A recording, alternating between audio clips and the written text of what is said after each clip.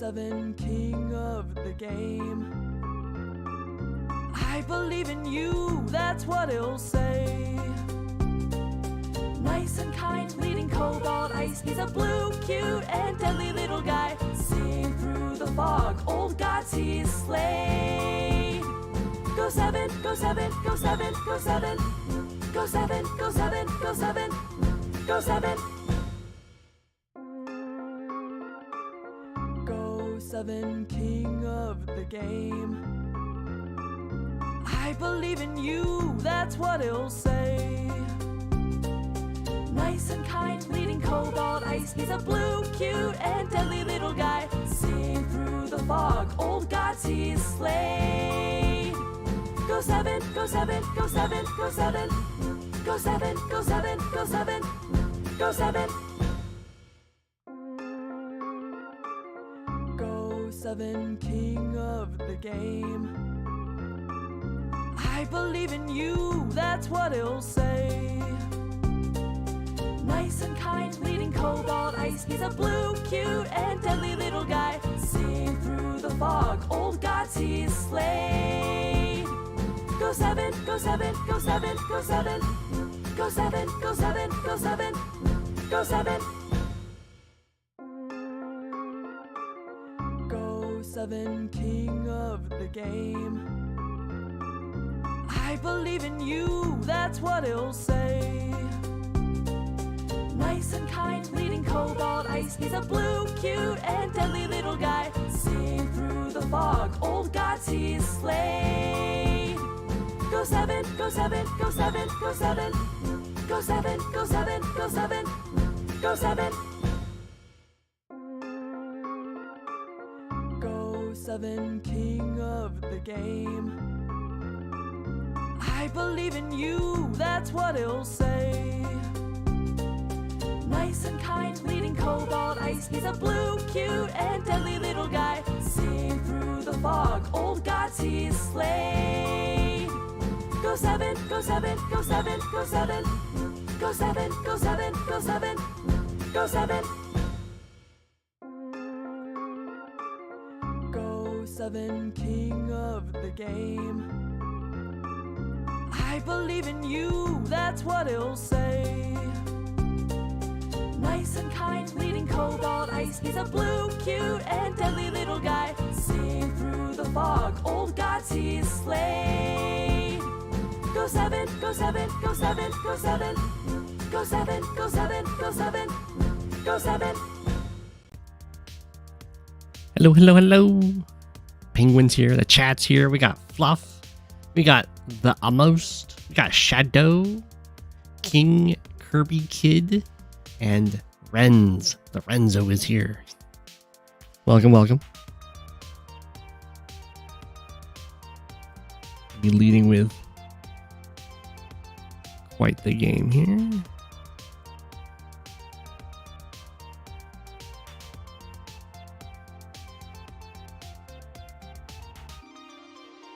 They should be in the description, a link to their Patreon.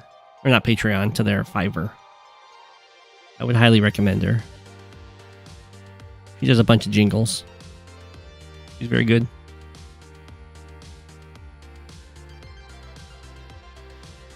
If you're looking for your very own jingle, that's the person to go to.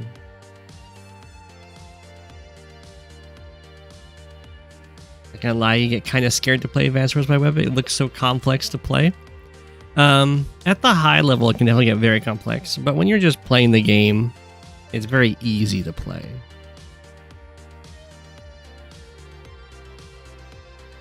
It's one of those, you know, easy to play, tough to master kind of things.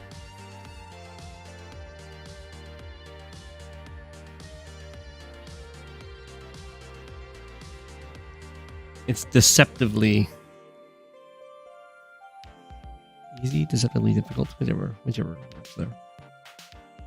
It's why people that play the original games kind of come into the the competitive scene and get kind of crushed, because it's very easy to just kind of play the game and even just beat the campaign. But then other people can be very intimidating, it's true.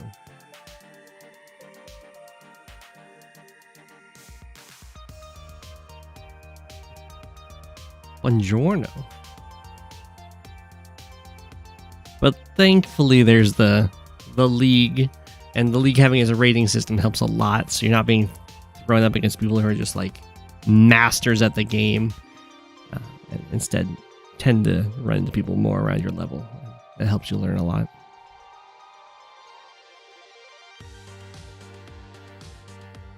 But it's always okay to lose. It's good to, you gotta keep that in mind. There's no shame in losing. It's always a learning experience.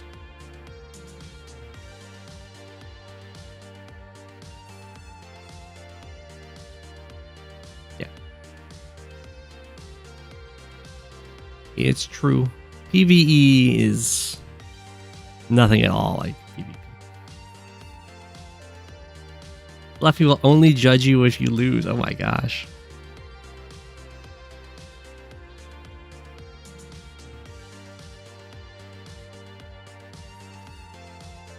Got skill issues when you joined as well.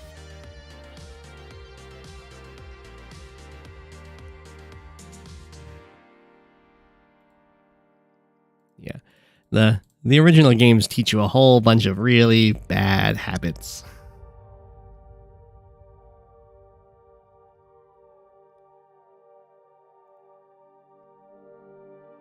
So we're going to have a whole bunch of story time for this game before we start up. Not a whole bunch, but a little bit. It's true. It's very true. So this is a game that it shouldn't have happened because I was about to get really busy, but I think my opponent conceded the game before I expected, and then I didn't remove myself from the queue, so it queued me into this game. Fortunately, though, Whacker Duck was very, very kind and let us pause this game, so I didn't just time out. And then the reason I'm playing Koal is because I wanted to play Sammy, but I had multiple windows open, and then one of the windows Koal was selected, and then the window that I had changed, I was doing stuff in, I had chosen Sammy. But as it turns out, if you have multiple windows open, they will be basically competing whenever you like open your browser. They compete to see who is actually submitting their right CO to the server. So I thought I was going to be playing Sammy and making Habits proud. But instead it turned out I was playing Koal.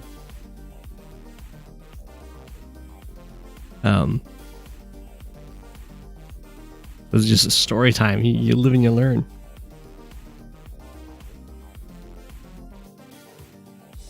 I know. But you know, Koal, it could be worse than Koal. There are some roads.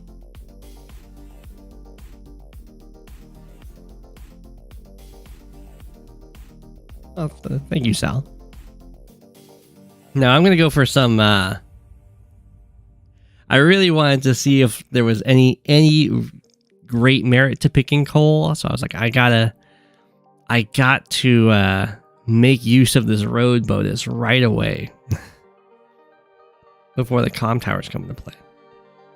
But the unfortunate thing is when you only have plus 10% firepower, there's a whole bunch of rolls that can or can't go your way, and my poor strategy of relying on the Koal bonus isn't going to look super great. It's because it's not a good strategy. I just wanted Koal to shine. It's true, at least there's no bridges. At least there's no bridges. And there are some roads. The unfortunate thing is there's no roads where copters are kind of like gonna lunge into each other. And then there's no roads over here. And of course, there's always the classic problem of the road is that it's not a good terrain tile to be standing on. So even if you go in and you get your plus 10% firepower for attacking for a road, now you're on a road and you're just easier to get picked off. I agree. I think Shoals, personally, I think Koal should just get plus 10% firepower if the terrain starts 0. So even ocean tiles and shoals, I think that should be the way.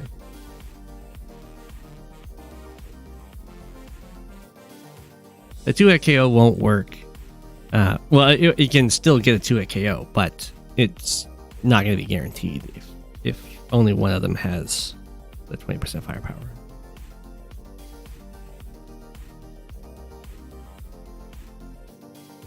See Sonya Mears in the queue, Fluffy waits. Okay, we'll hop into this. So I'm going to try and get some early recons to you know, if I have that plus 10% firepower, there's a chance I can like knock stuff down to lower amounts of health, get some harassment going. So here's our first early recon. I wanted it to be from this tile, or this base rather than this base, so that it can threaten to go either to the right or to the left. I'm also going to go forward for this city really quickly, because I think that once copters and vehicles are being bought from this base, it's possible for this to get denied. And Quackerduck is going to follow suit and also rush it. I went double recon. Woohoo! There's a tank built here. I have the option to send both recons up into this corner. It'll be a bit overkill. I don't think I could get that much done. So I am going to send it over here. Why did I put it on the lab? Because it can go farther than the lab, right? Oh no, it can go. Oh, just go to the lab. Okay. Whee. So the plan with this recon is to zoom up to here and then threaten stuff up there, and maybe get another response out of Quackerduck from these double base.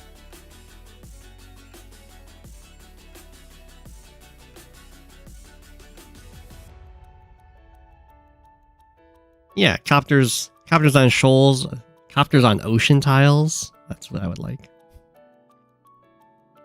All of us, his ships on ocean tiles. Just plus 10%. And we both go for a quick tricky copter. Now, I'm going to regret what I do here. I'm getting way too fancy.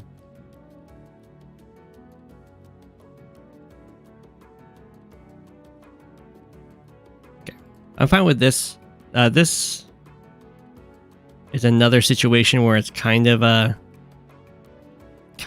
roll. I could get not knocked down to 9 and stuff like that. Such as the life of Koal. So here, yeah, I'm gonna get greedy. Instead of just going straight for the comm tower, I'm gonna try. Actually, what am I doing with this infantry? Interesting. I probably should have boosted this guy to here, so I could just go for these central properties really quickly while this tank is preoccupied. That would have been a lot smarter. Instead, I'm trying to like use this infantry to deny this city and have this infantry deny this city in tandem with like the recon harassment. I'm just sacrificing way too much of my own economy to or economic possibilities, I guess, to try and deny a single city. That's really difficult to hold in the long term. Usually if you want to try and deny cities, you want to deny contested cities. And like this one's sort of contested, but it's not going to be very contested since my only vehicle kind of gets taken out here. So I should have just let this go, and I should have gone infantry boost to here so I could get both of these central cities. Ooh, I can't even get this city because the tank blocks it off. But yeah, I get knocked down to 9, the tank can kill me easily, and then this guy can still just continue the capture. I do have it set up so that my copter can hit the tank, and I think the anti-air can't cover, but it's not really that worth it. And the recon over here just did a little bit of delaying, of possible delaying.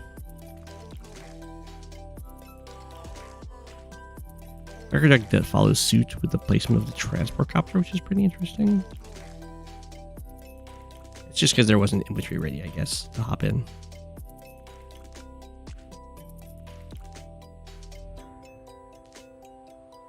yeah, I'm going to go for the attack over here. At this point, the reason I'm attacking this infantry is because this tank can just interrupt my capture.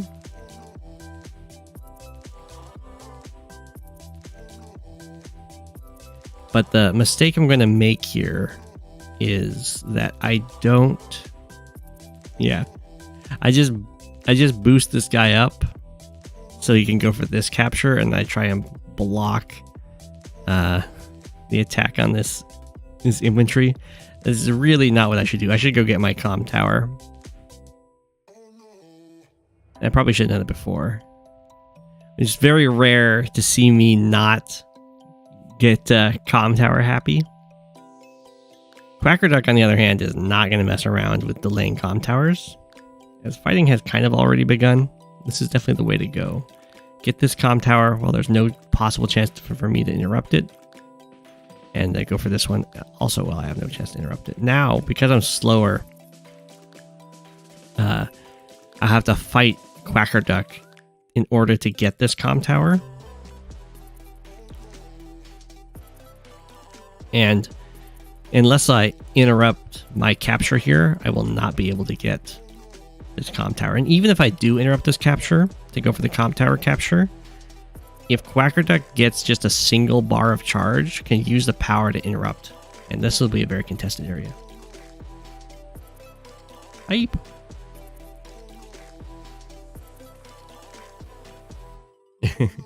Picking your CO14 browsers.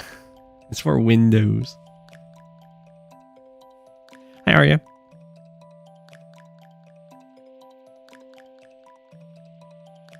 Okay. Ah, yes. So I had the recon here, so it could be attacked by a tank, and it would still maybe get some harassment in. Here it knocks it down to a single turn of harassment, but I don't actually have an anti-air supporting this because I didn't have the funds. So instead I was like, I'll just rely on the fact that I could get my normal power to cover against the copter, but that's not really worth it anyway.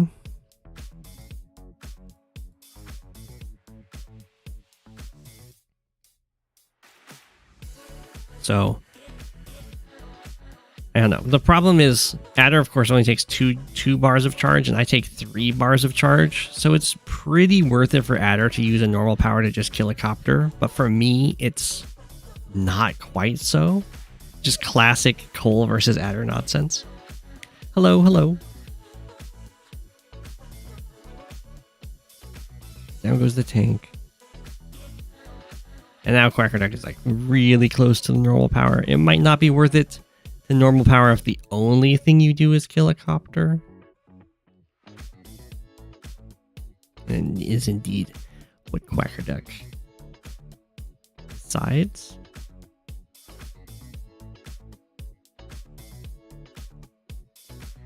But already we're going to start seeing some problems for good old Go7. For one, I'm not getting either of my comm towers presently. Quacker Duck is going to be getting both next turn.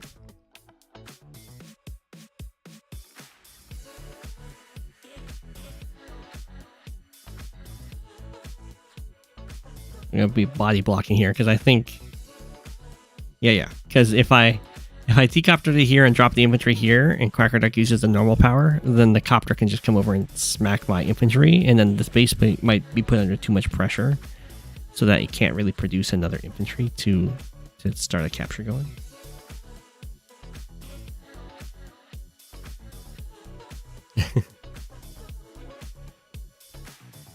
Run away!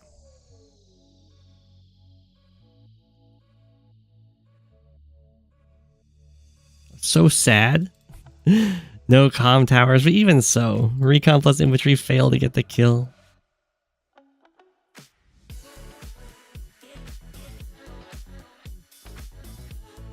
So here I'm going to try and maybe threaten the possibility of a copter front shift. But it's going to be real difficult with the Quacker Duck charge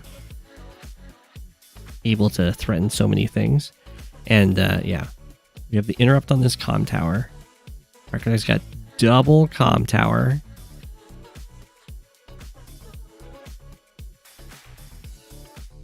And the things I've managed to do is like delay this capture, but my own capture over here is also delayed. So my course of actions have not been working out super hot. Here I'm going to go for fancy normal power play with a sacrifice on the recon. It's going to have some decent kills, specifically in the top left. It would be a lot better if I had the comm towers, though. Here we're going to just try and make a wall so this doesn't get super interrupted. And I'll introduce the fighter into the scene.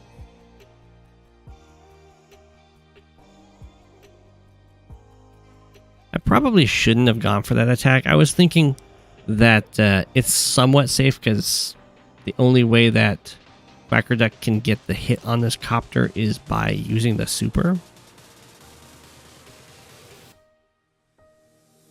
But it's also not really that worth it to just offer the hit for hitting. I was like, maybe I can put pressure on it to take the comm tower in the future, but yeah, it's a little risky.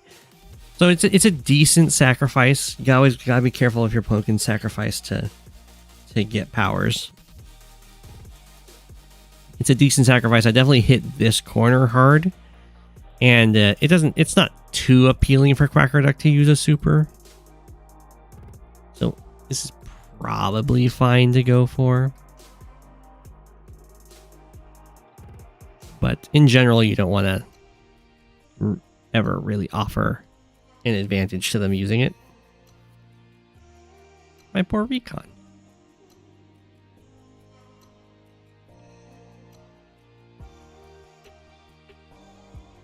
And something I've talked about many times, so like value-wise, I'm doing pretty decently this turn. But something I've talked about many times in high funds is you can just run out of foot soldiers, and then you can't capture anything. So while Quackerduck's Sidewinder doesn't really get that many vehicle hits, it gets like 2 copter strikes or something, it does get to pick off a lot of infantry.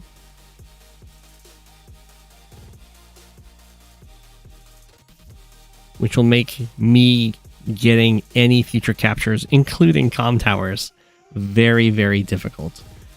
As Quackerduck will be able to build more vehicles. We'll be able to keep building vehicles, and then if I want to keep ahead or keep up in those combats, I have to be matching the vehicle buys. Look at this! Did I just miss this capture? No, I don't get it until next turn. But medium tank doesn't kill anti-air on the road.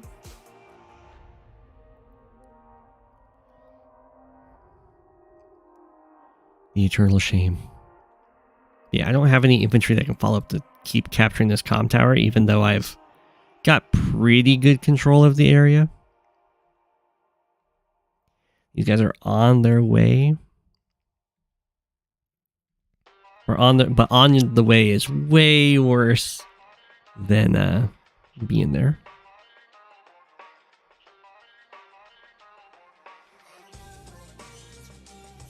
I'm going to try, because I had the most success in fighting in this top left area, I'm going to try and keep the pressure up. Just fighter chain, anti-air, all that fun stuff.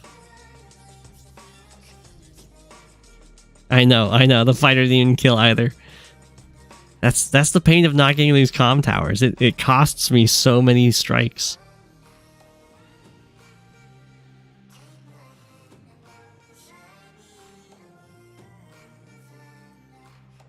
Okay, so yeah, here you can see value-wise I'm doing great, but infantry count-wise, actually infantry count-wise I'm doing okay, it looks like.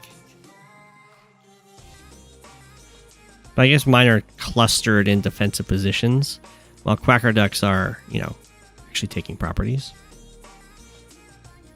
I know, 1 HP air unit plotter is the most annoying thing ever. It's true. And here you can see Quackerduck's gonna go leaps and bounds ahead in income.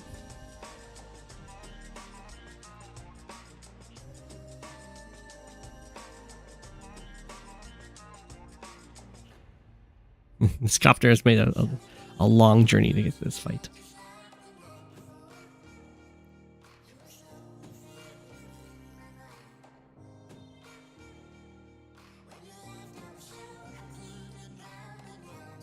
Okay.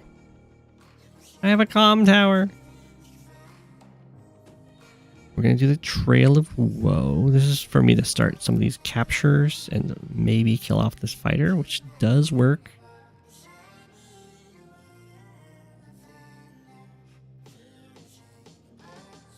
And here I'm just going to try and overload the single anti-air here.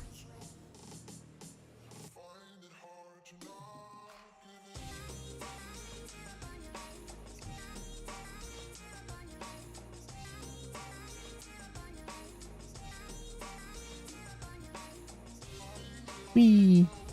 The fire's standing here just so this medium tank can't use an adder super to hit my medium tank.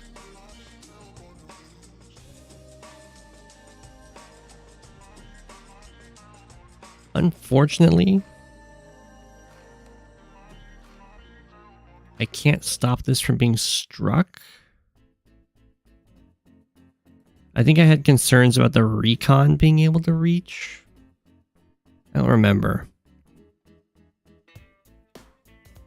1, 2, 3, 4, 5, 6, 7. 1, 2, 3, 4, 5, 6, 7. Yeah, it's that my... Well, I guess I could have done something here. I don't know why I didn't. Maybe I just didn't see it. Oh, no. It's this infantry. Yeah. Okay. So if I use the recon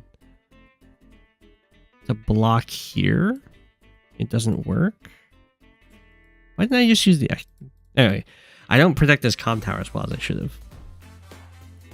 I think I could have actually got this. I must have really wanted this capture. I think if the infantry's here and the recon's here, they're a strong enough wall so only a 1 health tank could get through. Interesting. It's a fighter with robos. Ooh.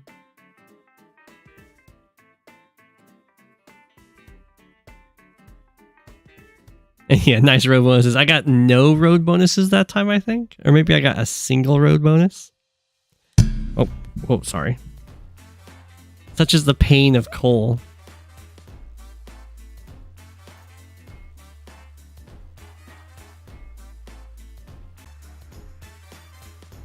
The utter disrespect.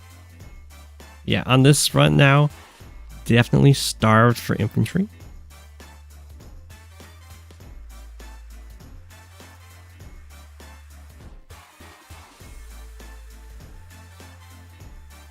And this fighter, unfortunately, cannot cover its fellow fighter over there. Just because I'm not going to be able to get the super. So yeah, fighting-wise, I'm kind of doing fine when we're talking about vehicles fighting vehicles. It's just that I've let way too many of my infantry get out of position slash hit. So economically, I'm falling really far behind. Even have a mech going for a capture, but it has a buddy mech to join. And here I'm going to try and trap in this medium tank. But I really don't follow through with it like I should. The idea behind doing this is that I can bring the Neo tank over to kill this with a road bonus. But I'm like, I'll send the Neo tank to the right, and I'll just send the medium tank to try and hit it. But of course, that's not really the same kind of thing.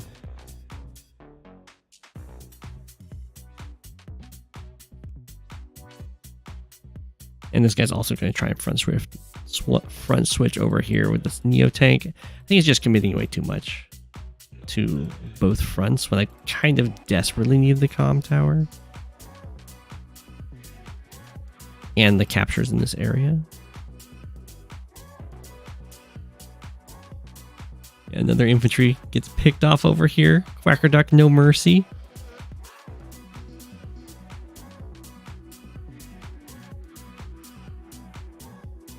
Oof. 9-3 trade. Yeah, I saw that the anti-air strike was coming on the anti-air. I tried to maybe deter it a little bit with the blocking, but it wasn't enough.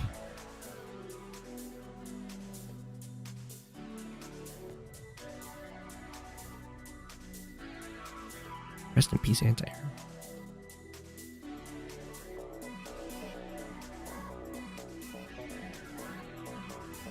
Okay.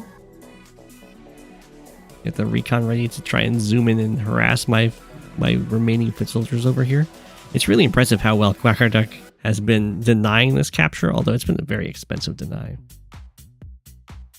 Who knew ducks and penguins didn't get along? I know. Yeah, the medium tank was trapped. It was unable to be freed, but the problem is that the Neo tank didn't follow through with being the killing strike over here. Instead, it's on this front, and it just kind of gets answered by a Neo tank being built from the base. We'll go for another super, because, I mean, you can go for Koal normal powers, but it's much less worth it. Although I don't know if I'm going to get a single road strike. Yeah, it's much less worth it charge-wise, because the normal power costs 3, and the super only costs 2 more bars. So we'll join cap this. Go for some harassment on this medium tank. Got this infantry. Again, threatened to take this city. We've both just kind of denied these two the whole game so far.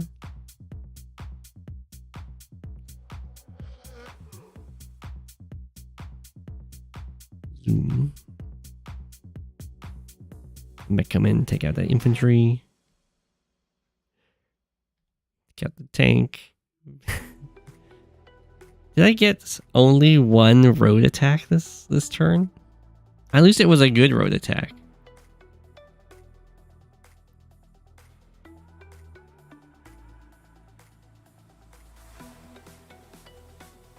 The fighter can't get him.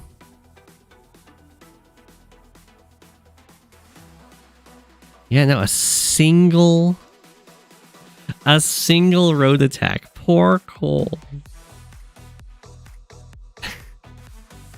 It was at least it was the medium tank on medium tank. And here I'm just doing a cute little setup so that the Neo tank, if it wants to attack from the city, it gets hit by the artillery. If it wants to attack the artillery, it has to be on a road. That kind of thing. And then hopefully my Neo tank can then bop it. The danger is if the Neo tank can make it to this tile, which it can, but it would take both copters striking here. Which would mean that both copters would die from the anti-airs.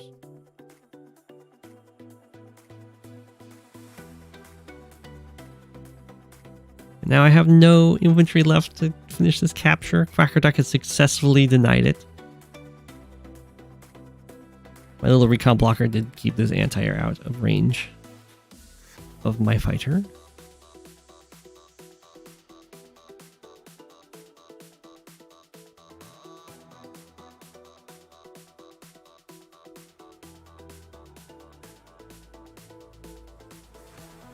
But that's not good for me. You feel like you're watching a Poland game with the income denial happening. I know. Quacker Duck's doing a really good job. Smack. I get a lot of vehicle hits again, but of course at this point I've been really far behind. Yay, we can use our road. I've been really far behind on the income for quite a while now. So I'd have to be making some very cost-effective engagements. And that's going to get more and more difficult. Especially because I have no more infantry here. So to try and keep up the fighting, I have to build vehicles. But I have no real benefit even if I win the fight now.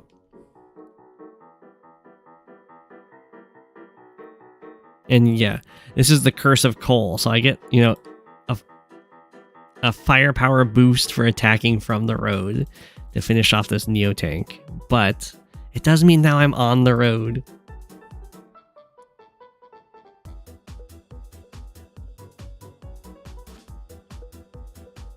And Quacker Duck is going to use the Sidewinder here.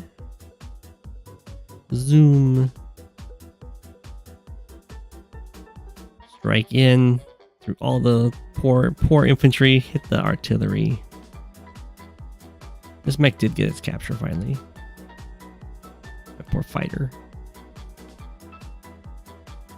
Neo tank zooms on over. And there's so many low health units for Quacker Duck too.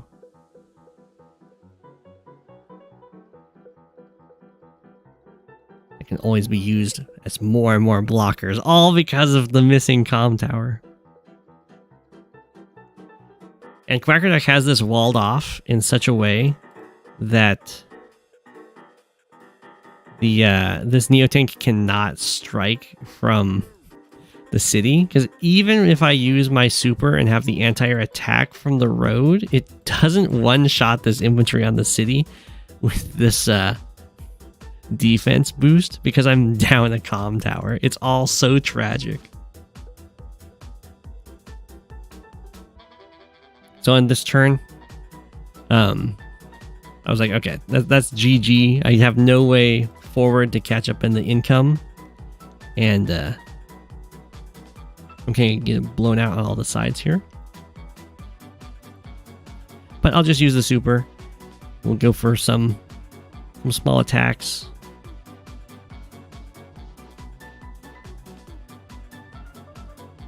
Do the joint cap. Go missile, missile, missile, missile. T-copter, T-copter. If I had been thinking beforehand, I could have done a join and got a cruiser too, but I'm unfortunately a little short on funds. I just resign. Well played, the Quacker Duck. Very good job at denying my infantry count. It's a very good strategy in high funds, and also denying the comm tower. I'm so known for getting the being comm tower hungry. The one time I don't do it, I get punished for it. I think that justifies all my other times.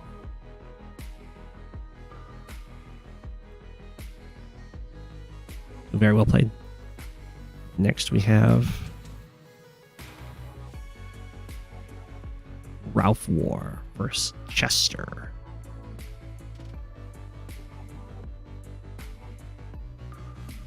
The cryptic. Oh, I was in the last turn. I was showing the Queen of the Penguins, or the upcoming Queen of the Penguins, different units in the game. So I was also doing demonstrating how powers work and stuff like that at the same time as I was taking that last turn.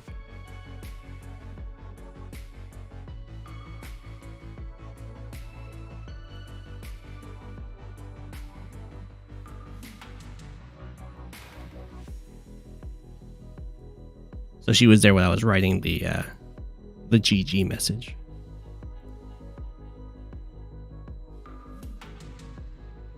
Yeah, the upcoming Queen of the Penguins. Yeah.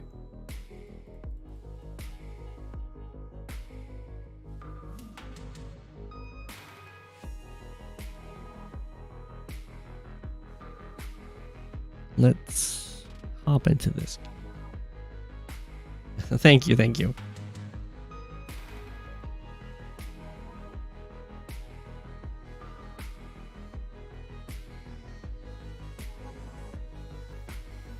We've got Von Bolt versus Max. This is also high funds, I assume? It is. Now remember this game? Oh, now you remember this game? Okay, okay. Okay, let me look at this map for a second. Is this... No, I know this map. I know this map. I know this map. This is the one where you get like a lot for going over here early. You get an early airport. A True Boss thinks this is one of the best high funds maps. Yeah, the infantry placement is part of the first turn advantage balance. So Koal goes first, starts this base capture, so it's going to get this base first, and it can only move towards this one. So that means that player 2 will get this base second, but get this one first. Player 1 gets this one first and this one second.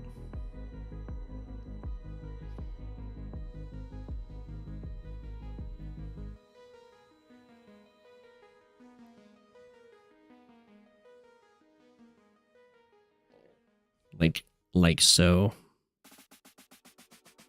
Apart from the CO selection. So this map is known for having a lot of little front switches and kind of having the possibility of killing a base.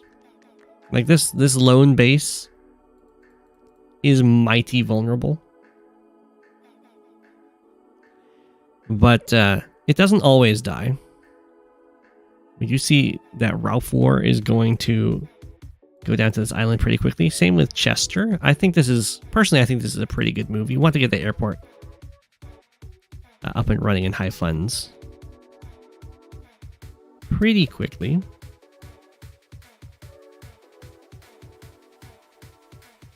Ooh, and Chester's going to go for an early tank from this one base. That will mean that there's a slightly lower infantry count. So if raufwor wants to, there's a potential to go in for some harassment, kind of like what happened to me in that previous game. I would imagine Sturm's banned on this map. The recon harassment would be ridiculous.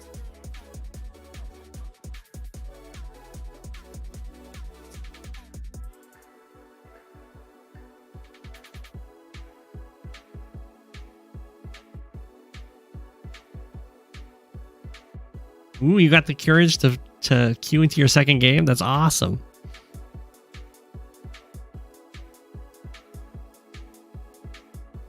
Okay.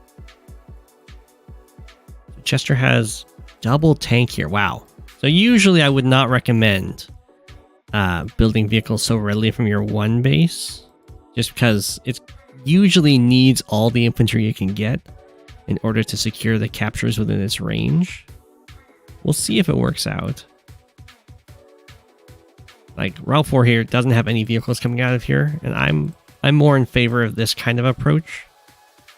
Like keep producing infantry until you're forced to build vehicles, and then usually respond with like tech ups.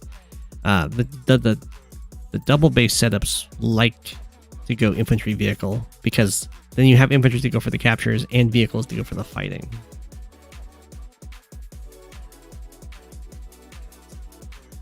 You can be more, I guess, aggressive without having any economic worries, any economic woes. Your Chester's going to run out of infantry really quickly. We have nothing but tanks here.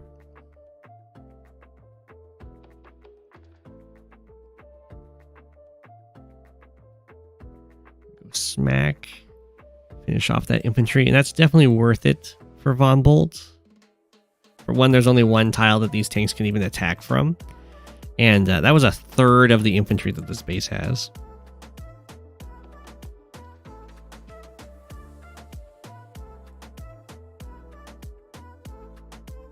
And there goes another third, so now it's down to just a single infantry.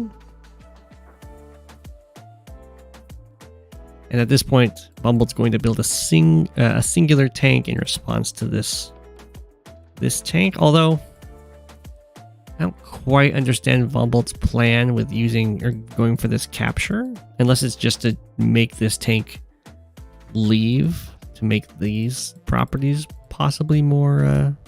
Oh, no, I see. The idea is that the tank is overloaded. It can hit this one, or it can hit this one, but it can't interrupt both.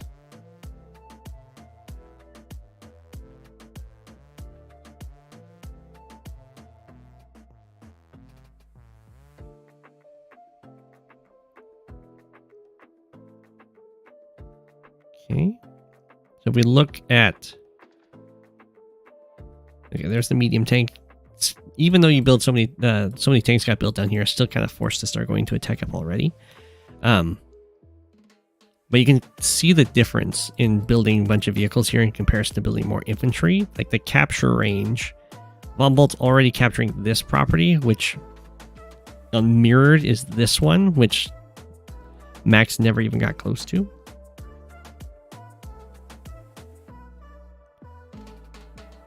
Because this base was building infantry, or this double base situation was building more infantry rather than tank infantry, so it wasn't able to get the harassment on this one base area. Because the tanks got built down here instead. And then the tank even gets out-traded here. If this black boat really wants to, and it probably should, it can move over here and repair this tank.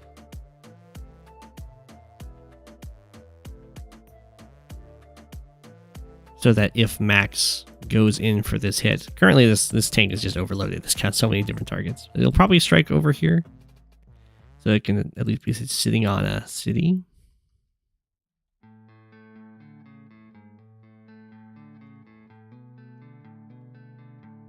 The lone infantry does move forward. It's out of range of anything from up here, but these guys can still come after it. And they definitely will.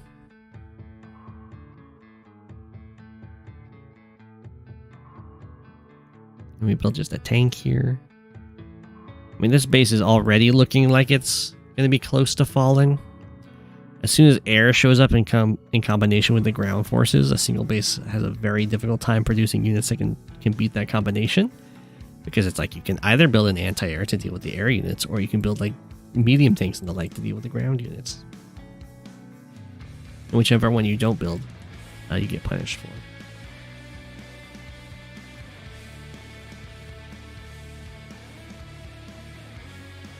And then it looks like Max is going to start building this copter up here, which is good. So the one thing for Von Bolt here is you can go for this tank strike and then repair this tank and then go for the final blow, and that might have gotten the kill. Not a huge deal though, it's just a 1 health tank.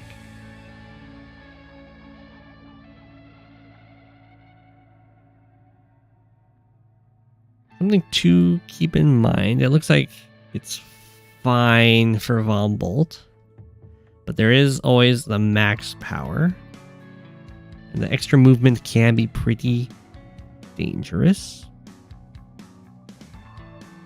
But you can see now this one base is completely out of infantry. Well, it has a 1 health infantry, but basically out of infantry. Ooh, we are going to see the max force. I didn't think we were going to see it because this tank doesn't end up getting a target. So we'll see why it was done. Let's get the kill off in infantry. 1, 2, 3, 4, 5, 6. It does allow that attack. I'm not 100% convinced that was the way to go about the power, but that's okay. We did get the medium tank strike over here. We built another tank. At this point for Von Bolt, starting to go into some tech ups might be the way to go, because we're going to start having some of these max lower tech units moving in towards this base. But much like what Quackerdeck was doing against me, you see a lot of the harassment of the infantry. It's a classic strategy for high funds. I don't think there's going to be a base trade. It looks like this base is just going to die, and this base will probably be able to survive. Because these copters aren't really closing in on it. They're like moving down here.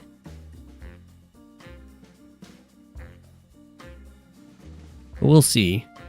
I'm surprised Von Bolt's just sticking to the tank tech here. The medium tank has kind of just ditched its original base. We're having some counter aggression. That can be a good way to distract your opponent. And it seems to have worked, because Von Bolt has moved way back with these vehicles.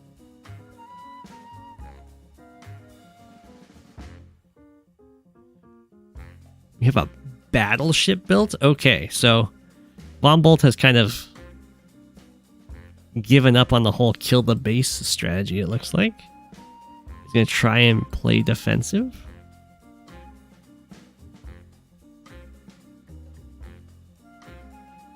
Now, battleships do hit pretty hard. They hit as hard as a rocket.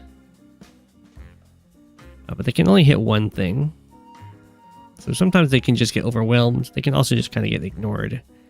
Or ignored and like attacks happen elsewhere. In this case, it looks like Max is just going to go for the overload strategy. It's like you can shoot one thing. Here you have 5 different tanks to choose from.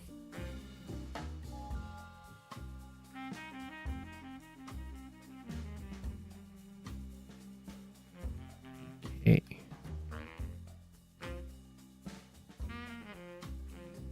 So it looks to me like we have a magnet set up here. Is this something that everyone that has missile powers? I mean, it probably hits down here, but maybe not. I don't know. This is something that everyone with missile powers hates, is pre-deployed transport units. Because they usually cost a decent amount. Okay, it does hit here. Wasn't quite enough up here. But yeah, missile power users really dislike pre-deployed transport units because they can get used as magnets.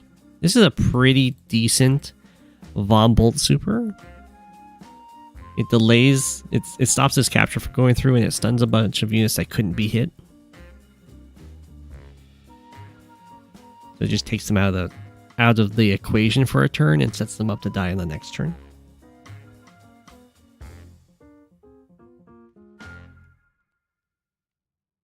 Yeah, sacking full health tanks for a single infantry is common in high funds. Yeah, it's good. What's my opinion on Stitch Monster version 2? You could take any strategy until I don't remember what map that is. The battleship's being attacked by a bunch of copters. Okay.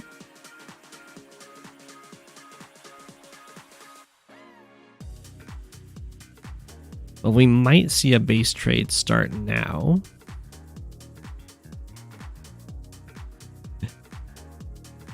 We'll see. Well, no, I guess Max only has 13k in the bank, so we can't really do a big tech up over here. Just in infantry. The audacity. The mech even gets the target.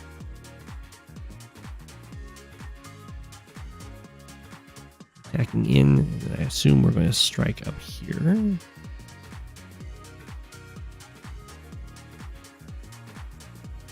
The mega tank, it's got 2 shots. Moving out over here.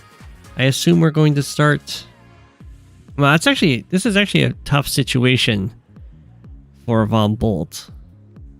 I don't think Von Bolt quite noticed it.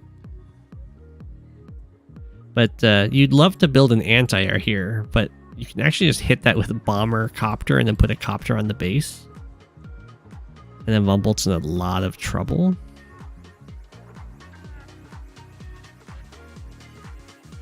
I think it might have actually required another turn of Mega Tank to survive.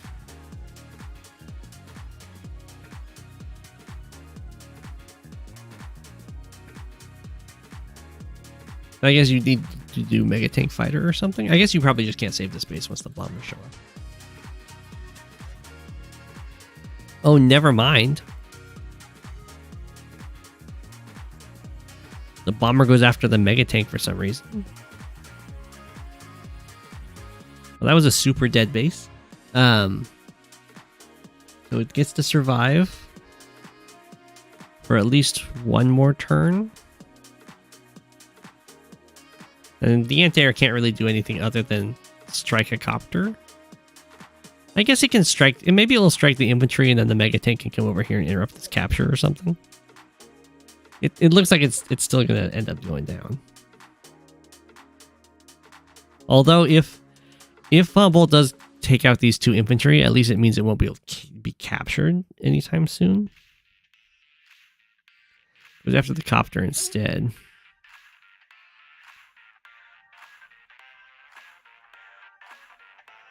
I guess a battleship can also cover it, but we have bombers coming in. I don't know if a battleship is the best of buys.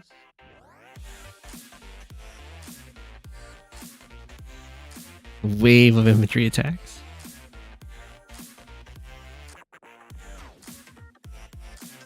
Okay, fighter is on its way. One of the labs is captured. When there's no HQs, it works as if you have no labs, you lose the game. Wow, there's no way to lock in every side of this base now. Okay.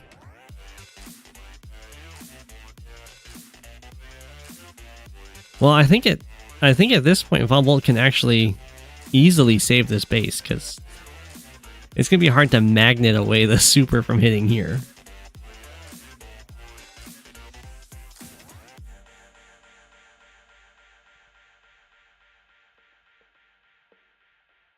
Okay, I mean Von Bolt's definitely hurting in. Actually, Von Bolt's hurting in income too, because the infantry managed to capture all of these equivalent properties somehow. Get the Ex Machina. Build another anti-air. It's very bad news for the bombers.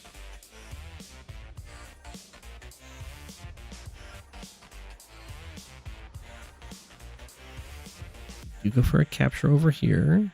Maybe put the pressure on trying to get this comm tower. Von Bolt probably should have tried to go for an attack on this base.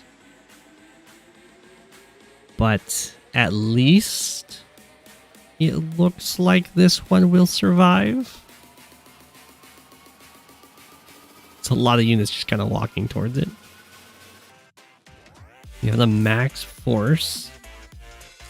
Ooh, the fighter gets hit down to 5. It's probably still strong enough.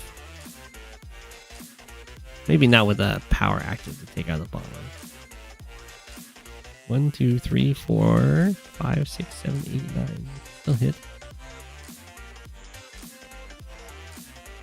There, gets popped to bits.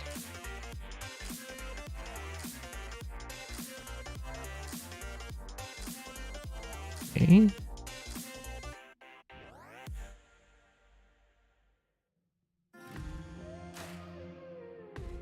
You fly in, hit the fighter, only down to 2. You kill off the infantry, kill off that bomber.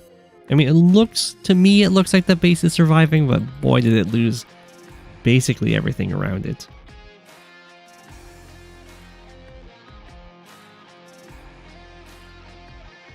Max is actually running out of anti-air in this area, which is something you always need to be very careful about in every mode, but especially in high funds. You can suddenly get flooded by a bunch of air units. There's still this guy. We have one more anti-air on the way. This is very bizarre.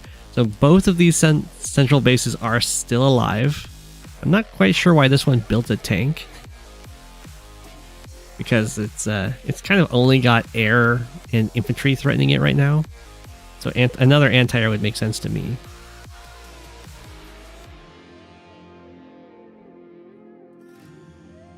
Max is finding a lot of these vulnerable captures.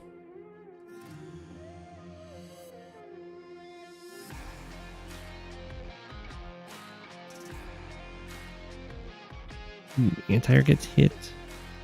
Let's get the artillery shot in here. It's going to be kind of just a trade for vehicles here. Neo tank gets to hit on that medium tank. Wow, this base is looking very upset now as well.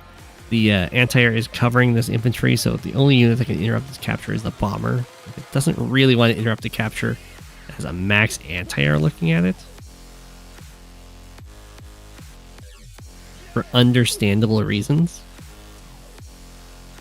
I'm not quite sure why we attacked the mech here. Okay.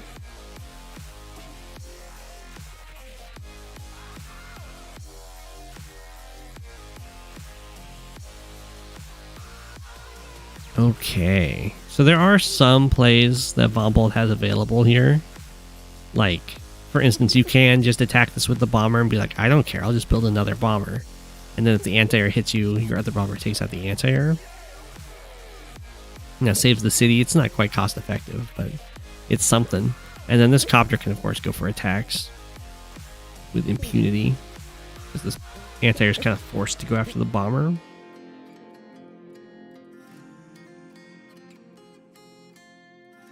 We do get a bunch of decent strikes over here, although the tanks are going to start picking on these poor anti-airs. There's also a lot of infantry available for Von Bolt on this front, so it can kind of start doing the same thing that was happening over here. We're just over here and over here, where Max just goes for a whole bunch of different captures at the same time. But unfortunately, a lot of these infantry pretty injured, so that does lower their capture threat potential. So the bomber ran over here. I'm not as big of a fan of this, because that's now just going to move towards where both of these anti-airs can move together, and then more anti-airs can get produced, and they'll just be all linked up, and the bomber can't just snipe them off anymore. It also gives this capture away, which is painful. So Max gets 2 captures here, up by 12k.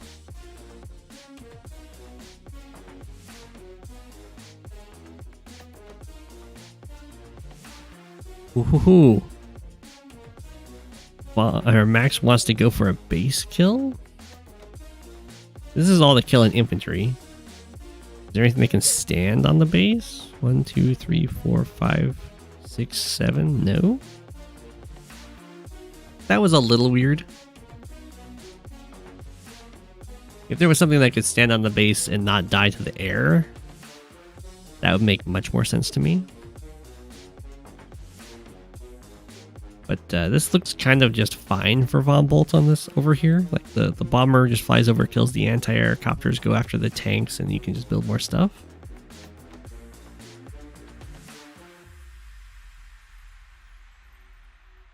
Like so. It could be that Max wasn't thinking that bombers are quite so good against anti-airs, but they are surprisingly strong against them.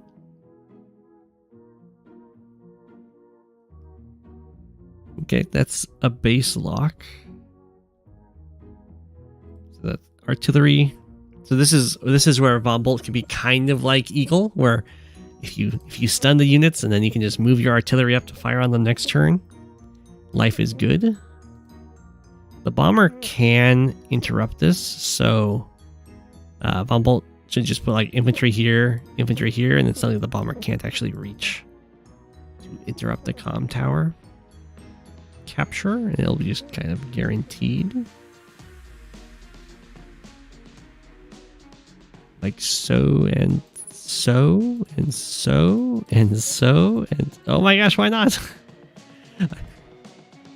Okay, that's a little weird.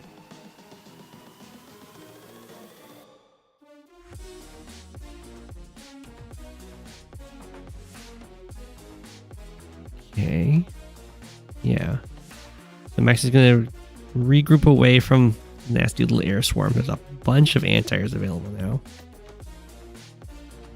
Another capture is going through.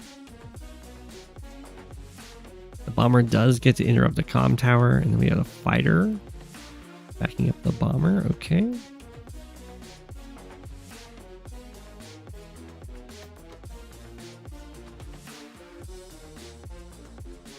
I don't quite understand this. I think you probably would prefer to have the anti-airs. Oh, I guess this... Never mind. I didn't see this guy. This guy can follow up with the fighter to kill off this bomber. We do have a capture start on the base. We'll join cap here. Take out the bomber. I don't think this can be interrupted. Maybe it can with a 4 health, because this heals up to 4 unless it gets taken out. It does get taken out. Or, I mean, it can be interrupted, but it can't be cleared with a 2 health meter tank. So, oh, and we're starting to get these cities back, which is very good for Von Bolt. So it's not the one base like you would normally expect that falls. Both players actually went for base trades, essentially on these corner base airport situations.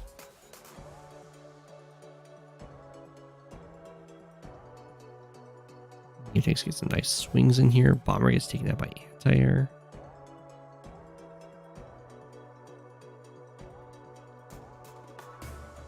So far, the max attack failed, and the Von Bolt one is looking like it might succeed. Maybe.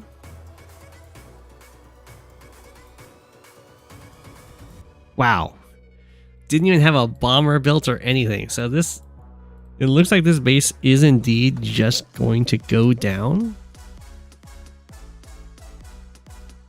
in, you know, a few turns. Now it's Max's turn to have nothing around to interrupt this capture. Battleship fires. I think this is the third battleship, or maybe it's just the second and it's just repaired all the way up.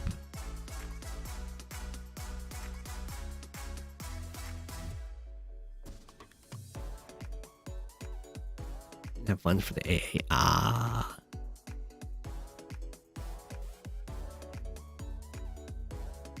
Okay. Tank smacketh. Run in here. Does kill off the infantry into artillery range. Kind of unfortunate. But this doesn't get captured quite yet. So putting on the pressure here could save the base, and that would probably be worth it if it does. Something to be concerned about, though, is Bomb Bolt Super is definitely sneaking up.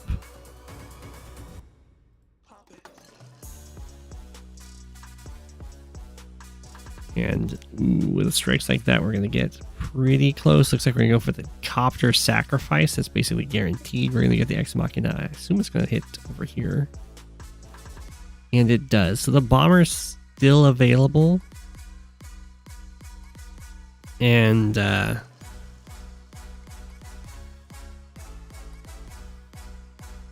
interesting. So it looks like, I think if Von Bolt has the fighter go here and like anti-air here, tank here, maybe it's fine because this fighter won't be able to reach to hit this one, right? 1, 2, 3, 4, 5, 6, 7, 8, 9, 10. Yeah. No, it would reach. Never mind. So you'd have to have this infantry standing here and here or something. I don't know. We're not going to try and block off the bomber, though. We're just going to go for a join cap.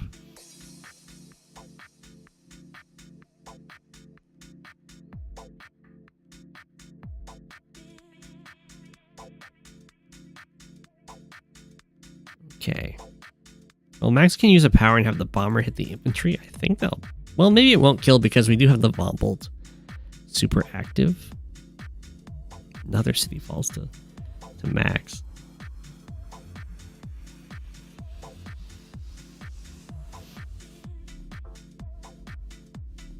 Okay.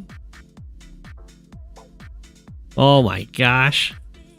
It gets knocked down to 2 exactly. I don't know if that was a roll. But that does get the capture. It makes Max a very sad fellow.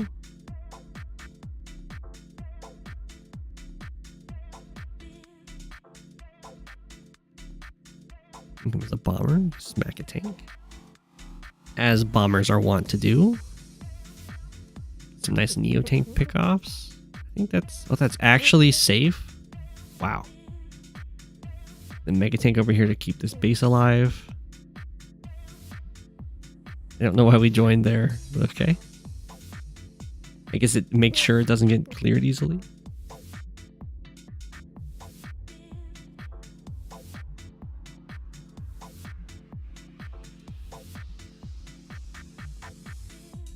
Wow, okay. So this corner did fall.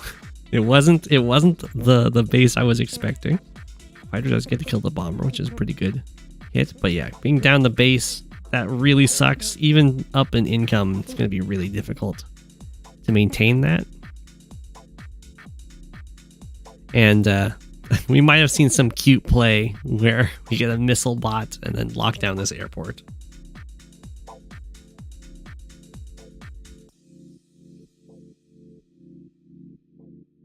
GG. It was a very back and forth game. I don't think I've ever seen a game on here that didn't have these bases dying. Maybe not. Maybe I have. But definitely something to look into for both players is how you kill bases, and to just prioritize like clearing the base and putting something on it is very important. Very good job with the join cap, especially if that was a guarantee. Very nice.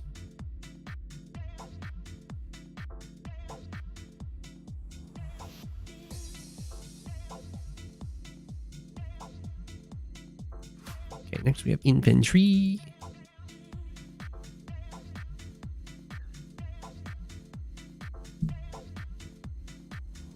APCARMY.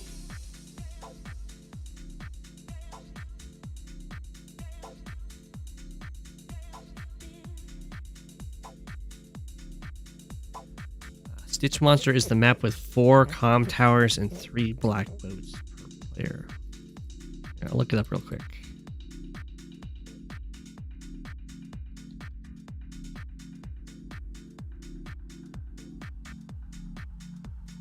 Oh, this one. I would say that my opinion on it. I mean, you pretty much just don't want to overextend your deployed infantry. You kind of like capture a few properties down here. When you go up here, you pick up infantry, come down here to capture a few infantry, or a few properties. You just have to make sure that those infantry don't wander into dangerous lands. There's some pretty decent recon openers I've seen, but this is a kind of like a version of Scavenger, which is a map I am not not the best at, one could say.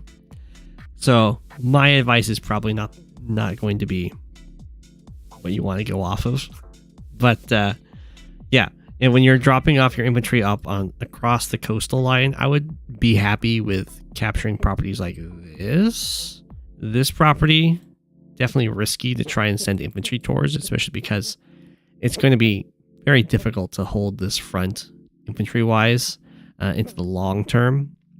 Yeah, infantry count-wise, like you'll start sending vehicles down this way. But it's going to be pretty difficult to spare the infantry buys once you have the multiple fronts opening up. You can go for some nice artillery plays by putting them in these kind of aggressive forests that overlook multiple properties. That's one way you can go about the game, the map. The fast recon attacks, like attacking over here with the people who are going to be dropping off their infantry with the black boats, can be decent, or even just going across up this way to help support your infantry drops. That's also fine. I wouldn't go too ham on blowing up this pipe seam. Some people do that with like their first vehicle being an artillery, and then they attack the pipe seam. But the problem with doing that is that because of the kind of like instant response the opponent has with how they want to go for captures or harassment on these black boat sides, either harassing it or being more aggressive with the captures from the infantry drop-offs, they get to respond to seeing you shoot the pipe seam because they know exactly what you built, and that was the first vehicle in artillery. So they know you don't have vehicles readily available to fight on either of these fronts, so they can attack with impunity in the fog. That was some tips. Yeah. So just wait a tiny bit before you start breaking that pipe seam. Of course, it is valuable as it will speed up your vehicle deployments.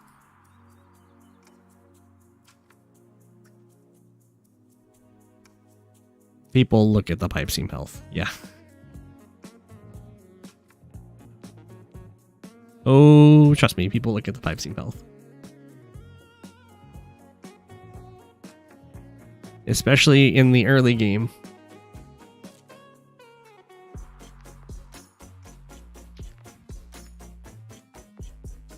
It's not about how slow or quickly the pipe seam goes down. It's the fact that you tell your opponent what you built. And the fact that you built an artillery first means you're going to be weaker on the other fronts. And they can react to that.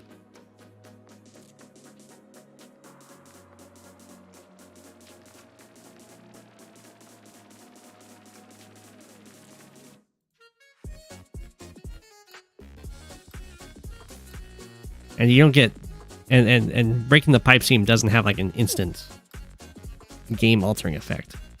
If you break the pipe seam first, you're probably not going to come out majorly ahead in comparison to if they break their pipe seam in response to yours, but have already started their harassment on you. It's very easy to check the pipe seam health. You just mouse over it every turn.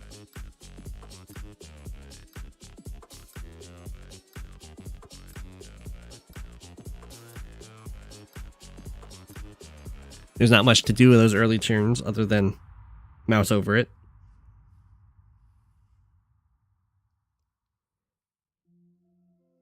I guess it's slightly harder on the phone.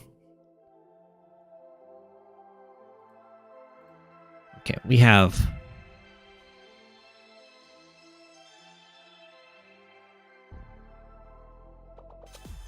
You should break the pipe seam.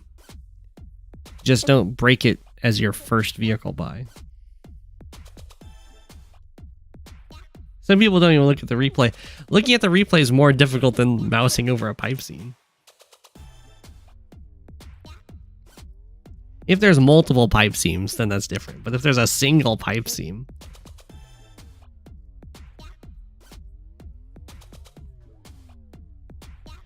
Anyway... We've got a Javier versus Von Bolt game here. This is just standard rather than high funds. I can understand. This looks like a very strong artillery map because of the heavy terrain and kind of closed off center here. So I can understand the Javier CO pick.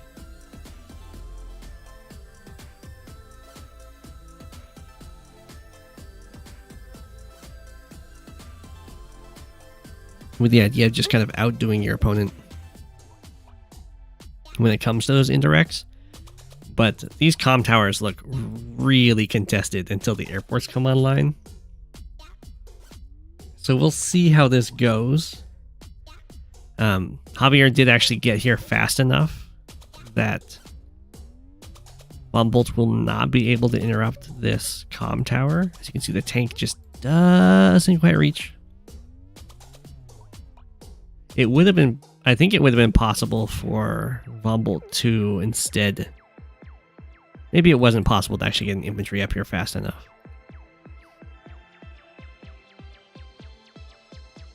Oh, okay. APCARMY decides not to complete this capture and instead step over, which will threaten to clear the comm tower and go for the airport over here instead. Ooh, that's very risky for Javier. So no unit is going to be in range to step onto this comm tower. So, oh, actually, I guess I was gonna say you can go tank, infantry, strike, kill, but that might not actually be possible now that Javier has the comm tower and it gets the extra plus 10% defense. Instead, the tank just stands on the airport.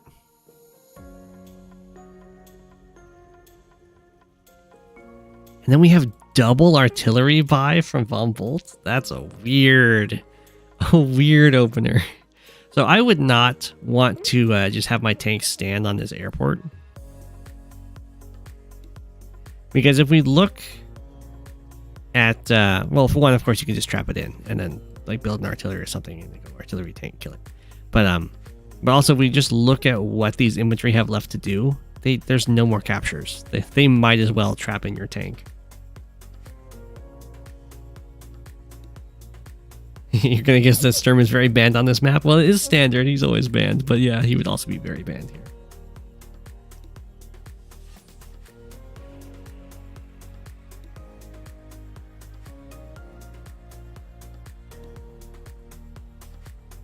Okay, we have a tank smackaroony here. There's no I think I would have probably gotten anti-air if I was Javier, but I guess you just can't quite afford it in combination with this artillery. So it is going to be a tank for an infantry trade here. This guy just stays here. Artillery comes over into range, and the next turn is artillery plus tank attack. Okay, for some reason, Javier decided to attack with the tank and actually take tank damage. It does save a single infantry, but it looks very painful to me tempo-wise. No, Von Bolt. You can finish your comm tower first. Oh well. Okay, more copters on the way. This HQ looks suddenly very vulnerable.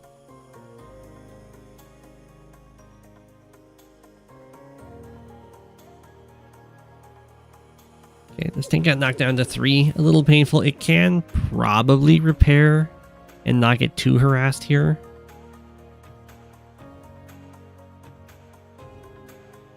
This is starting to turn into Javier's kind of game, as we're going to start seeing these lines and walls just kind of establish themselves and get artillery stuck behind them.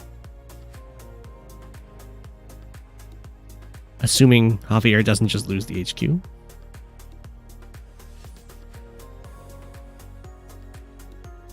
Or the comm tower, although there are infantry available to interrupt this. So right now, when there's no powers active, Javier is only slightly resistant to indirect fire, but that can definitely change where the power gets active and then suddenly Javier's essentially immune to it. And that's when the artillery start getting really, really sad. I know there's... The HQs would be definitely threatened. Comm tower going down would be huge for Von Bolt. It's not even like an impossibility because you can kind of join cap. Although I guess the artillery is threatening to smack that tile. Okay, we're not going to do any join cap shenanigans. We're going to have quite the infantry assault on this HQ though.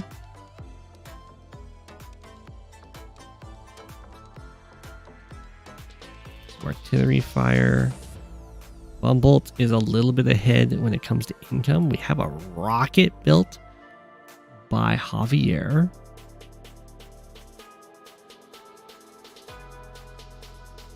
We have a little bit of a an attack in here. It is into artillery range, which is a little bit unfortunate, but it is an overloaded artillery. That's kind of okay. We also have the copter moving over here, which is nice because the anti-air is just way up here in this corner. The rocket can shoot an infantry, but it would have to base skip while in the range of tanks, so that's probably not going to happen. You have the copter built over here, and the artillery just runs away. That is one of those things when an artillery is just like it's claiming that it's defending a unit, but if too many things attack in, then suddenly your artillery just like it would fire and then die, so it's not a real defense.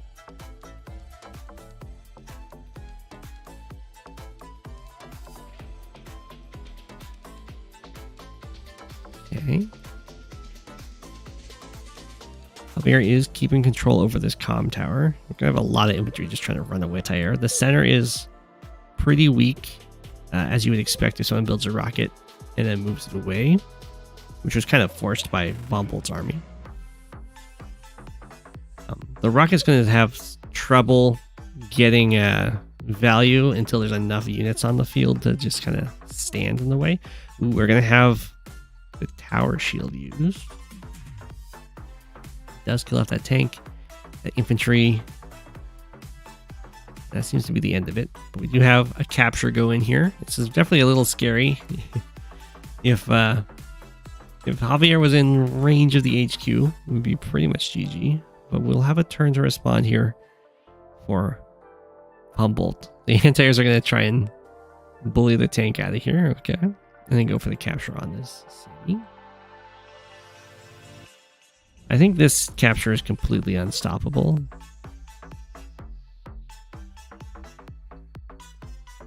I don't think the artillery will do a damage. So goodbye to that city. We do have anti-air moving over here. Artillery is going to stare at the HQ. That makes sense to me.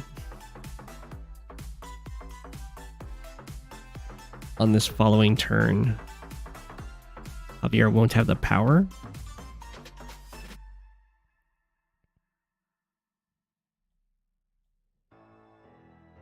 Okay, this anti-air is looking a little bit shook. We're going to build a mech. The mech's an interesting buy because it steps onto the mountain and then it can strike at the HQ. But it definitely looks like a tech up is going to be required over here.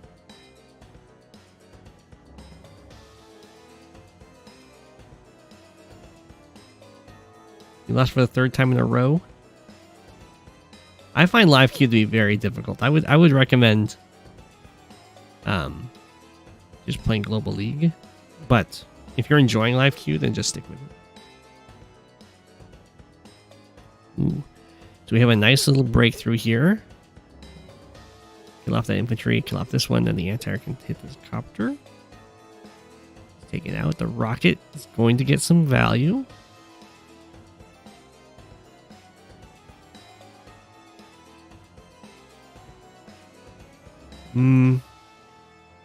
Actually, the rocket's kind of sad, I guess, because we can go copter plus infantry strike, kill this guy off, and then the tank is to hit the rocket, and the artillery hits his anti-air.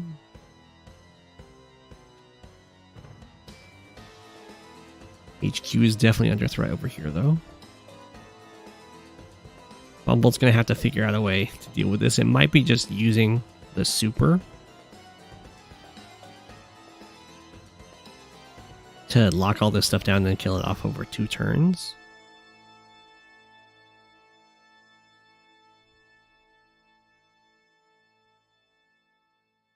Okay. Looks like we're not going to dive in and hit the rocket. It is on a city, so maybe it's not really that worth it. Instead, heading the anti-air. Yeah, and you just kind of fly with copters. That seems fine.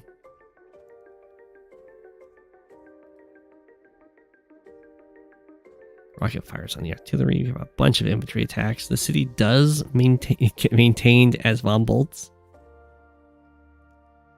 Unfortunately, this anti-air doesn't get to heal. Ooh, Javier just backs away from this HQ. Very good news for von Bolt, especially because this whole army is having to stay together in order to do so.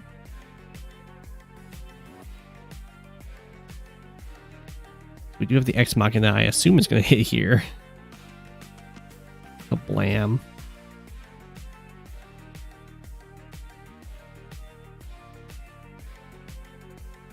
And then, yeah, attack up towards it. We are going to have some infantry that can stay in the way, so I don't think Javier is going to quite lose everything over here.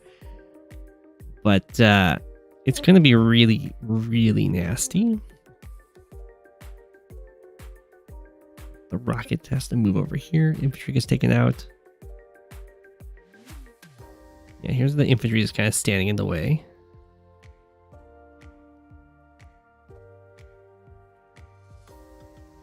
And we have the tower shield just for the defensive stats. Okay, medium tank. Anti-air kills that copter. I don't think the copter can get this kill.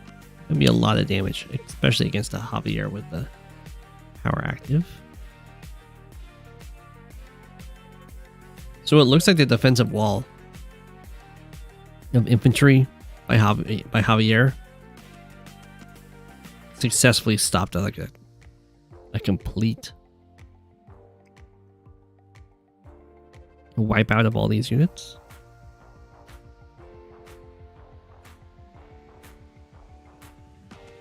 Well done. We have 4 copters here. The very overwhelmed anti-air. Fighting continues. This anti-air at 3 health. Copter exchange. Artillery gets injured. We're gonna get this captured. This city captured by Von Bolt. So we're gonna have a decent like 4K income lead. Quite the front switch though. But I think with a nice income lead like this, we can just kind of tech up 5 Von Bolt to hold this line. And this rocket is just gonna it's quickly running out of cannon fodder.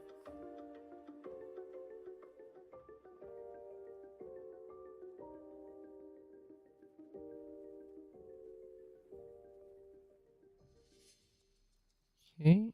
The mech got some nice value. It's also threatening to go for the comm tower, which is every Javier's nightmare. Down goes the anti-air.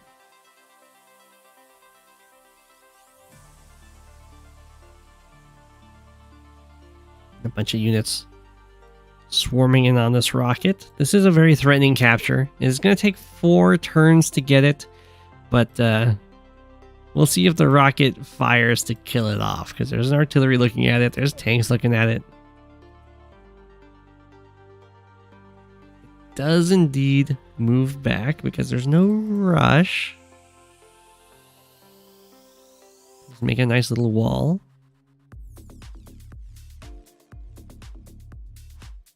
You have to be very careful though. Tank plus copter is still a very menacing force for an anti-air to deal with. We're actually fast approaching on the second Von Bolt super. And these armies are really grouped together. Did this medium tank really not have a better target? It could have just killed this tank.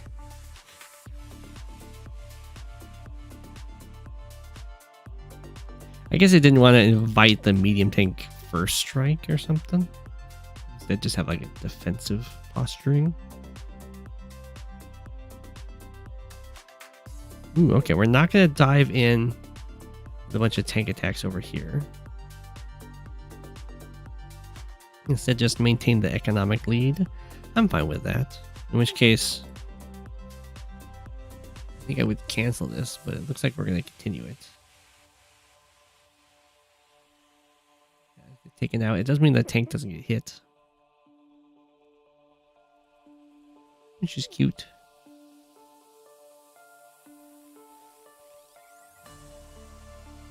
Bolt does maintain a nice 4K income lead.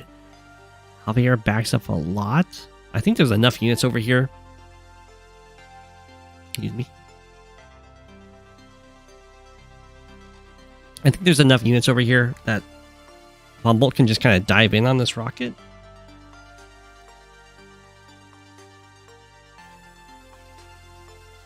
Especially with the HQ cap. Oh my gosh, the rocket's the only thing that's going to be able to interrupt. And the copters can just swing around and hit it. Yeah. That is GG. We even have the Ex Machina. It's the medium tank. Copter gets surrounded. That's super GG. Javier resigns. It was definitely a bold move to choose Javier with the comm towers like that, but I was impressed that we're able to get this comm tower and keep it. There was a pretty threatening move on the HQ. I can definitely understand the advantage of having the stronger indirects here, but yeah, I think the rocket buy was such a huge tempo loss that it ended up becoming very difficult to come back from that.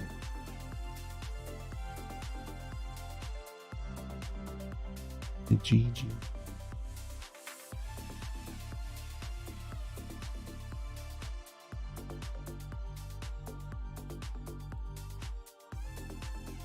Next we have Grubberman.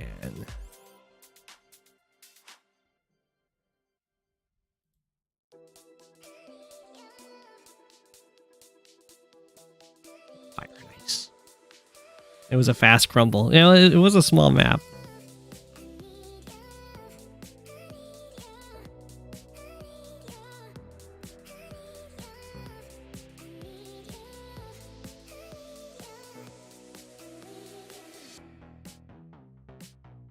Well, thank you, fanboy.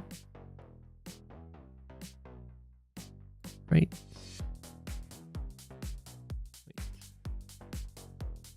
Okay, sure. We'll get to see all of the Fred units moonwalking here.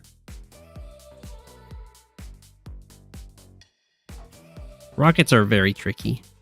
There are some big fans of them, though. So here we have, it looks like a missile lock on both airports. I guess that slightly favors Drake, because you don't care as much that you're missile locked.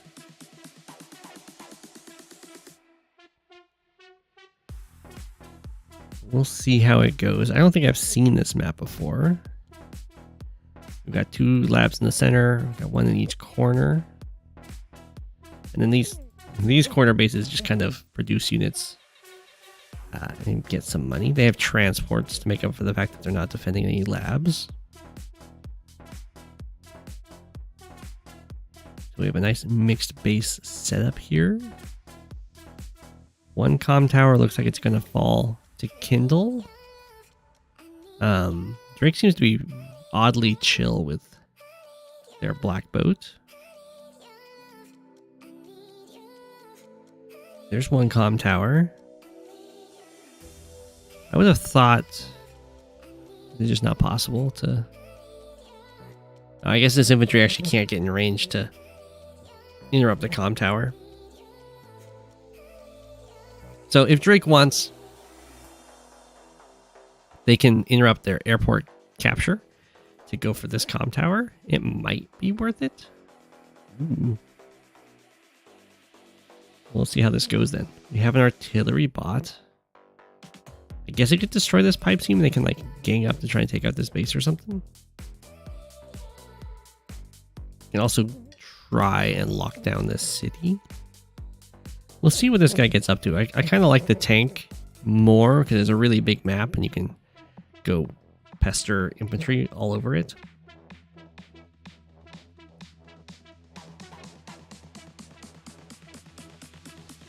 We've all been there, yeah. It's true. So we'll see if Kindle decides to try and take both comm towers, or at least contest it. Okay. So if the infantry wanted to, it could step onto this mountain. Personally, I think it's a pretty decent play. It threatens to like interrupt the comm tower, which is a decent threat, and it would also just go for this city. If this infantry like goes down here for this city instead, then you go for this city, and you have your follow-up infantry just continue this capture, so you don't really hurt yourself too much economically.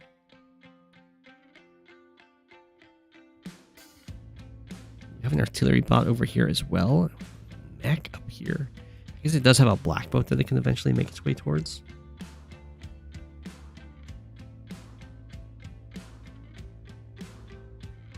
The artillery is guarding this capture. It's very nice.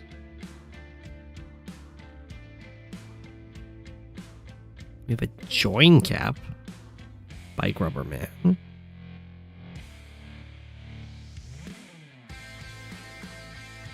I don't think that quite works because this guy can strike from here, this guy can strike from here, and then the artillery shows up. Whoa, I just realized that Grubberman did not go for this comm tower. So Kindle does still end up at least 1 comm tower up. Very good.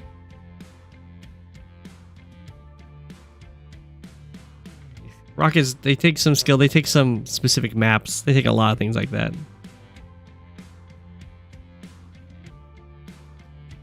Oh, interesting. So if you're going to do that, then you usually want to repair first so that you get the more capture points. It doesn't really matter in this case. It'd be, well, I guess it would have mattered a little bit. It would be at 1 needed instead of 2. But this guy's going to get blown up anyway. You should probably just step off of the city to keep the guy alive.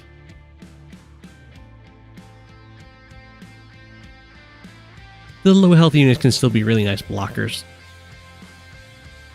Okay, this missile might be in trouble. We'll see. Let's get hit by an infantry, down to 8 health.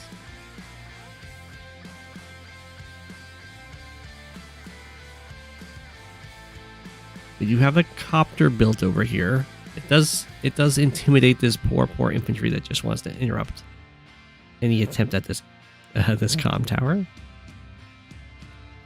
For Drake, there's kind of more of a there's more concern too. It's not just the fact that there's infantry around that can interrupt your comm tower. It's that it doesn't take very long for Kindle to get Urban Blight.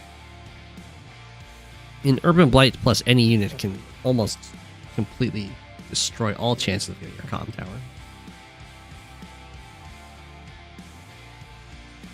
Assuming there's future follow-up.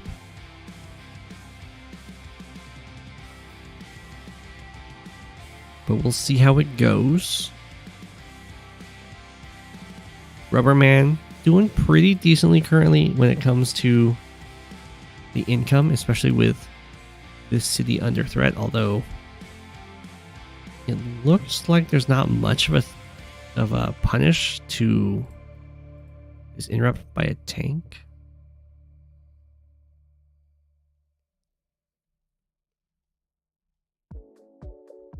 Okay, this pipe seam got broken.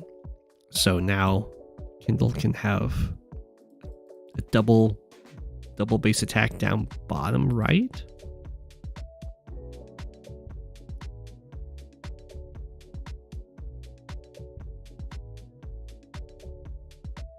This comm tower's been shot at, or not comm tower. This pipe seam's also been shot at. So it looks like Drake has the same idea.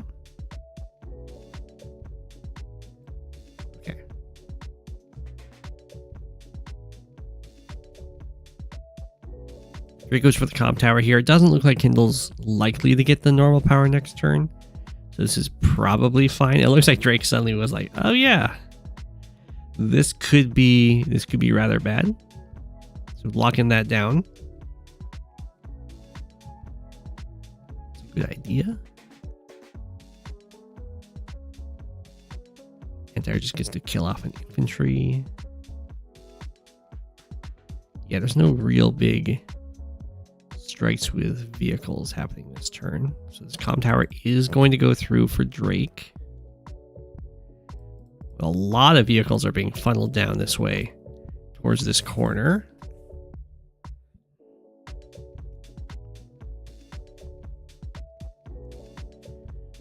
So we'll see how this should mean that Drake is going to have a stronger presence in the center. I'm not quite sure how much of a boon that will be.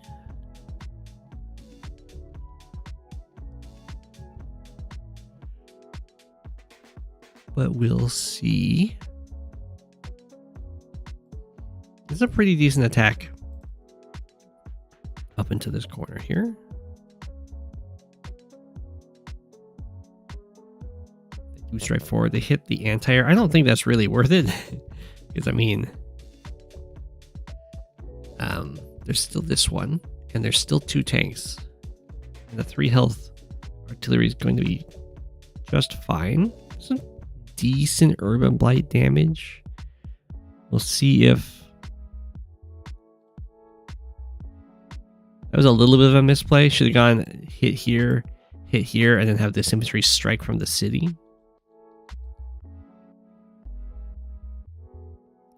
You really want to get those urban blight attacks from cities. They are very juicy.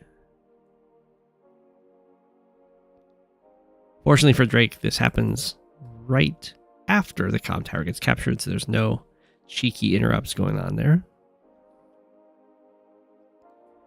Down goes that copter. There was a lot of repair costs forced, but it's not that big of a deal.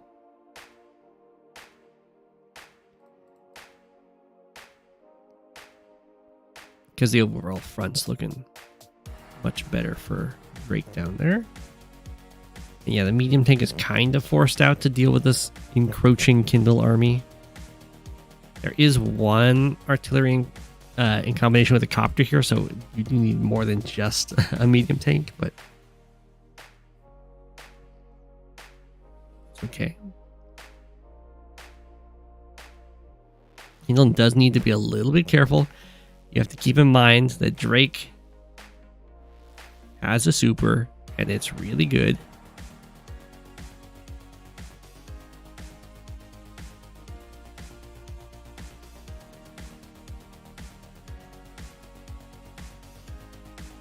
This copter just barely threads the needle.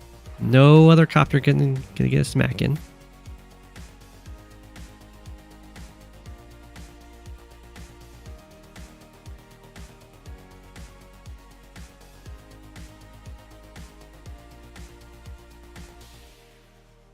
Both Freds are still alive. I know. We can spot all the Freds because they're moonwalking. So this guy's still alive. Okay, they're not all still alive, I guess. There's this one. There's this one. It's just 2 are alive. I think there were multiple. The family's been taking some hits. I'm surprised we haven't seen a Drake super. I'm not quite sure what the point of delaying the Drake super is. Okay. We'll have it now.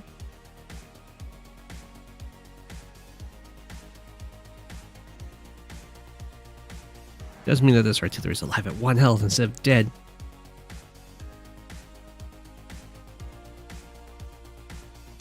Okay, Kindle comes in, beats up this tank. This is a very vulnerable city. Or, I mean, vulnerable base. Like, the things that make bases vulnerable is how many tiles they can use. The less tiles a base has access to, the weaker it is on the defense. For instance, this base has 2 tiles. So if it gets hit from a unit from either side, you cannot remove units from that base. And it can die very quickly, especially if an indirect comes along.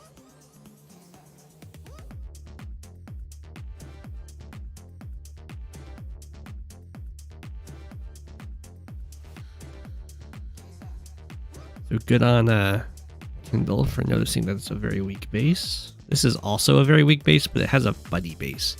If bases have buddies, they can tend to help each other out, especially because like mechs can reach across these mountains and things like that. But this is a lone base. It has no friends.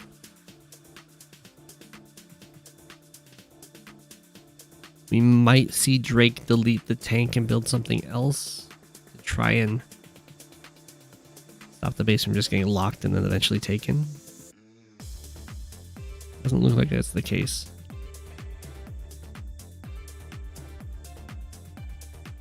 So if Kindle uses Urban Blight, which I assume we're going to see,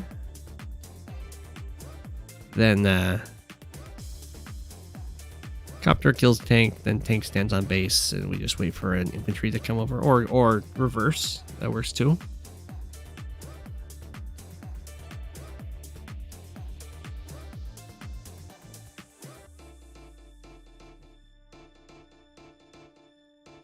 So now at this point, all Kindle has to do is not die. Slash not lose any bases of their own, and they'll probably end up winning. Going down an entire base and its entire region of properties is very difficult to come back from.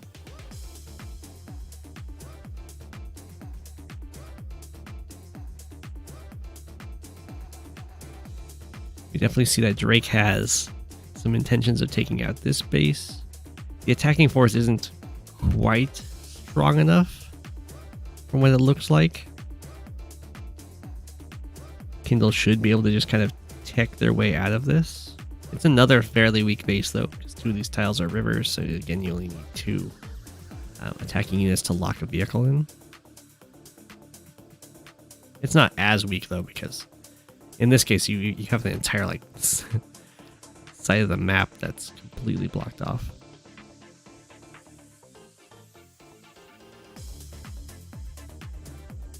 Kindle is also at the same time pushing for a victory by lab. It is threatening to win next turn if both of those lab captures go through. Drake can't interrupt this one in any way, shape, or form. This one can be delayed by the normal power. So normal power is being forced by Drake here. Or super. I mean, super also interrupts it.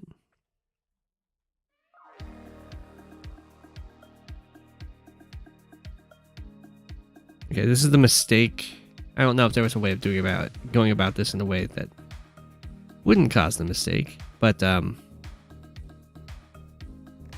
problem is that, yeah, it doesn't look like there's a way to go about it that doesn't cause the mistake.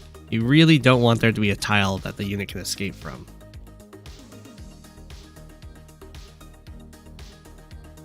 It doesn't matter, of course, because Grubberman can delay at least for one turn by using the normal power, but there's enough stuff over here that Kindle just kind of gets the labs and wins.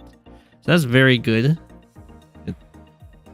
Good play by Kindle, running over here, getting this base, and then while Drake kind of like panics, rushes this base, goes for both labs and wins the game.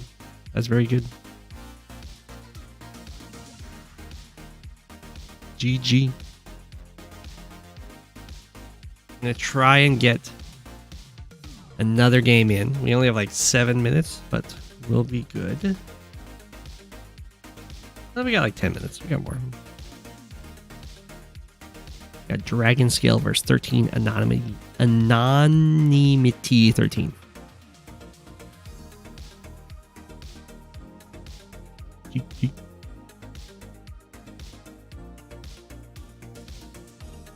Okay.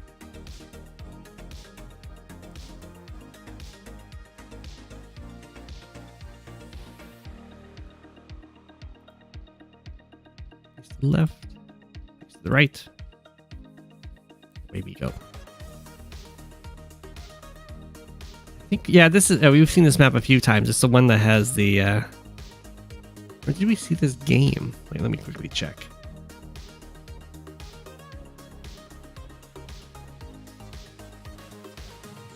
We saw this game before.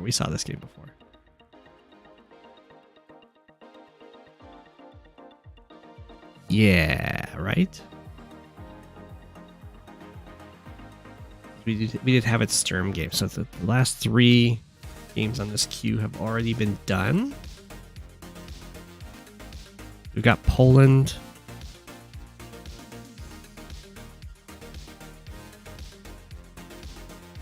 Box. I guess they just didn't update the... Oops. Doesn't work like that. Got Poland versus Chloe box.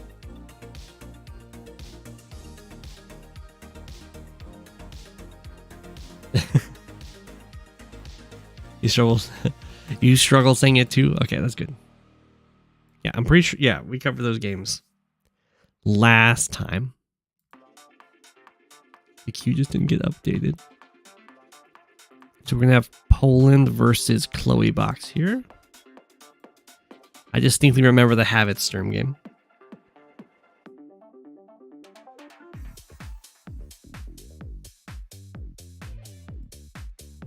You can help yourself so it's not so anonymous. Yeah. Nice. Okay, Poland. I assume this is a live league game. Chloe box has been doing really well. Played a simul, which I do believe there's going to be another one in the future. So if you're interested, hit up Chloe box, otherwise known as Flower, on the Discord, and join in on the next simul. I participated in this last one.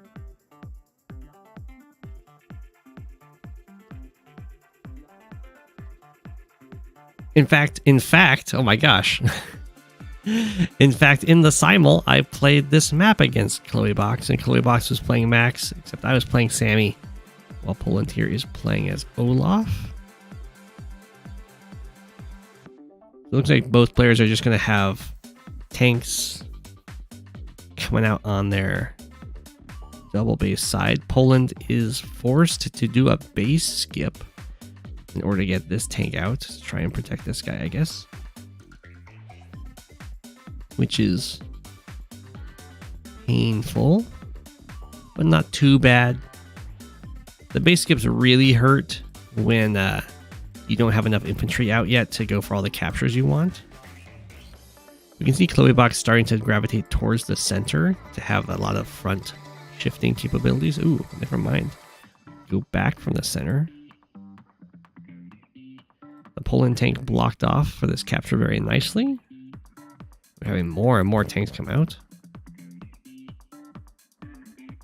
It can be risky to just try and stick to purely tank fights against Mags because of course, the extra plus 20% firepower. But Olaf can at least do it a lot better than Sammy can. We'll see how all this goes. Another base skip by Poland in order to get anti-air tank. Just trying to maintain a strong enough vehicle count. Capture-wise, Chloebox is like a tiny bit ahead, it looks like. Yeah. Ooh. And pushes through here to interrupt this capture and try and stay ahead. All Poland needs to do here as Olaf is just stall. So if possible, Poland will get even properties with Chloe and just wait out until we have huge board states and Winter Fury just does an absurd amount of damage. Isn't it just build tanks and smash? You can do that. A great attack in by Chloebox. All of the vehicles got beat up. We do have some reinforcing vehicles from Poland that can come in from the right here, which might end up being a problem. And the other thing that's okay for Poland is the anti-air did manage to get away without, or survive the attacks without getting scratched. So we get to kill off that copter, strike in here, save the city, and Winter Fury is almost here. Now Chloebox hasn't used a max power yet, so we might see a max super. We do see a normal power. Now, one of the things you can do against Olaf is just try and overcharge them so that they get fewer supers throughout the game. And that does look to be what we're going to do here. This is looking like around 10,000 value overcharge or so. It's pretty decent.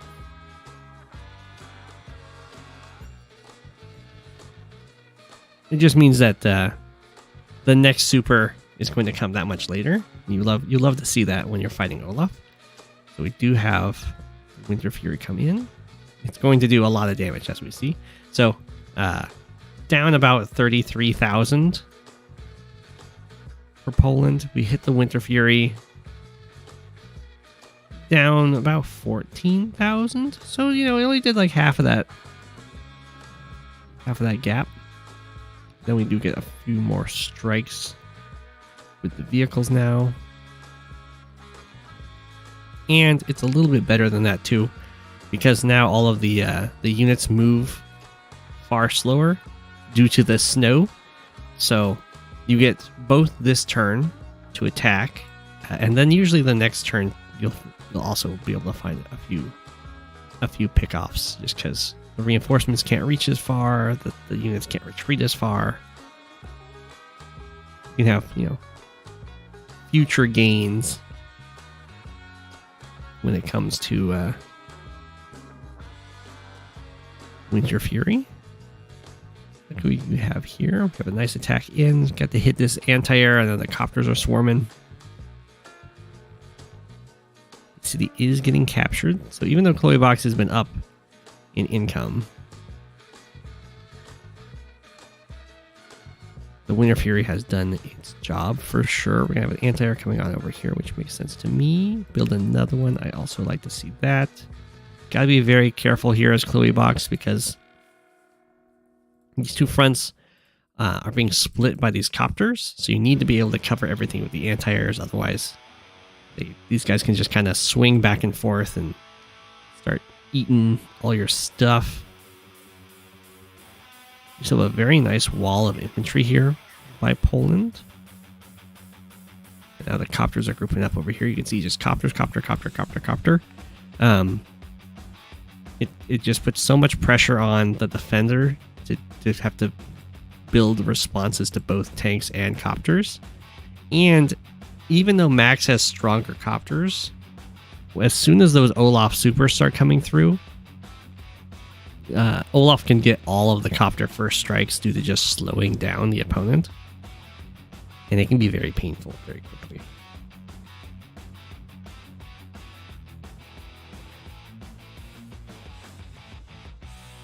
Made the value 70,000 exactly. Okay, we have some copters attack the Neo tank. Kind of an interesting choice.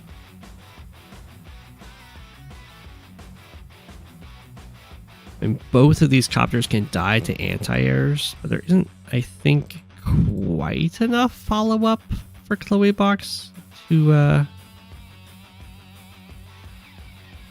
then proceed and just kill everything, but we'll find out very quickly here. 1, 2, 3, 4, 5, 6, 7. Well, if all of these tanks die in one of these infantry, then this anti-air can kill that copter, which would be cute. I don't see that quite happening, but maybe.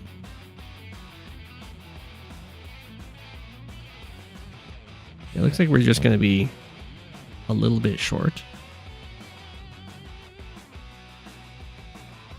That's okay. Lots of the vehicles get wiped out here. Poland is going to get this capture and then just press the funny button. And what's going to really be unfortunate for CloeBox is this, it's like super rush in with the units, which means that your reinforcements are now distanced by your +2 movement range. And then you get cut off due to the snow. So it becomes even harder to like retreat.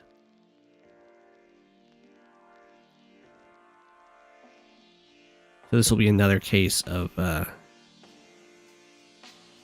possible multiple turns for the Winter Fury to pay off. However, fortunately, these anti-airs were fairly untouched, so these copters were actually too scared to engage in a serious manner. That's very good news for CloeBox. Yeah, that's how far back you can fall. Looks like it will be kind of fine. So that Winter Fury didn't end up picking off too many things other than just doing 2 damage to everything, of course, which is already good. But CloeBox has maintained a pretty decent unit count lead here. But at the same time, Poland does now have equal economy. And will be very, very happy to just stall. Because Winter Fury and global damage in general scales with the number of units your opponent has.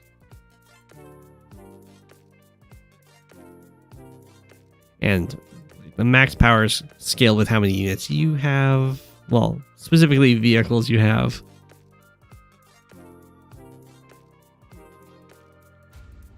And that are in range to use it. So in general, Olaf is just going to get way more out of having way more units on the field. They just, all of them get hit for free. We'll see. It looks like CloeBox might try and go for this city. It's going to be tough.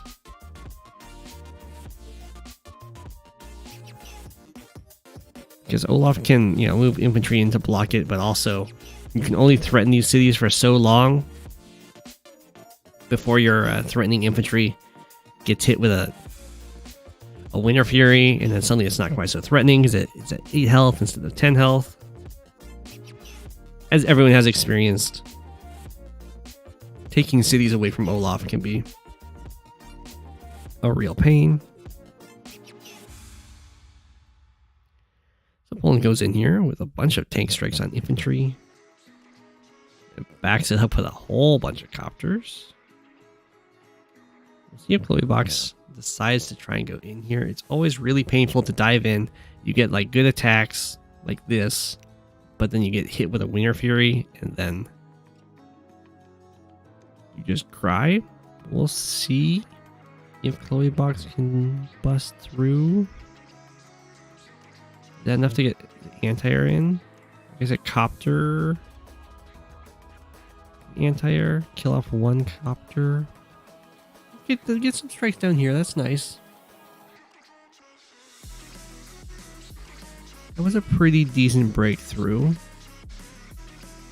We do have 4 anti-airs, which is good. We'll get to see just how much damage this Winter Fury does, though. It would usually be Olaf that's taking up, it's true. You know, a good 40k about.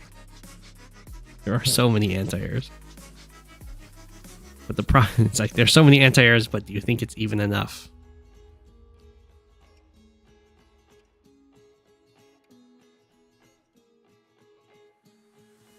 Copter strike. Take out the tank.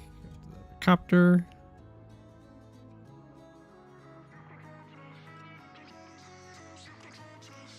Ooh, I'm surprised we just have tank copter down here. I thought maybe we'd see a Neo tank to scare off the other Neo tank, but it looks like Poland is pretty determined to just stick with copters to take out this Neo tank.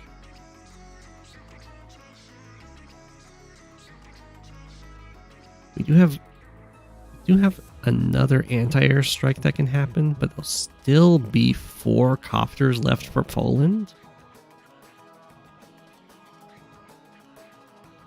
Ooh, the anti-air doesn't even go for the attack. Boybox doesn't want to overextend. We have another anti-air on the way. Neo tank does get pestered by a bunch of copters. Ooh. It looks like sticking around for one more turn is definitely hurting Chloe Box. Although I think that's mainly because Winter Fury kind of forced it. Whoa. Yeah, Poland doesn't move this tank for some reason. Get the max force from Chloe.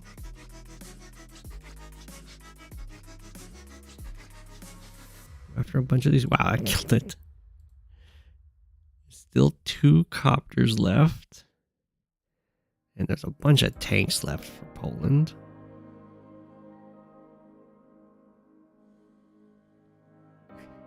Chloe Box has a few low health units. I would, in general, I would say you want to have your low health units just in the way so that your opponent has to spend an entire attack to get through them, rather than like running back with them, because they don't really do too much for you if the rest of your army dies.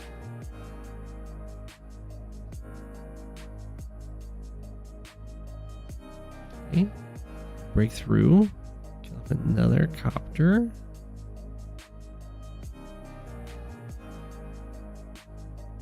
I do like repairing Neo tanks. I prefer to repair the Neo tanks on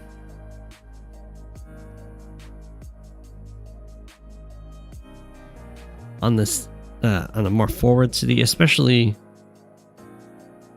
you like repair it on a forward city, and you'd make it so if they attack it to kill it off, you get a nice counterattack.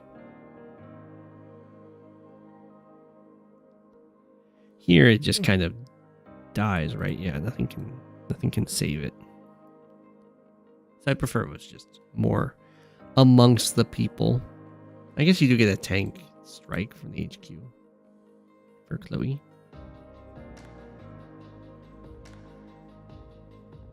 We have this just pure infantry aggression over here against multiple vehicles from Max. It's a little weird, but okay. If it works, it works.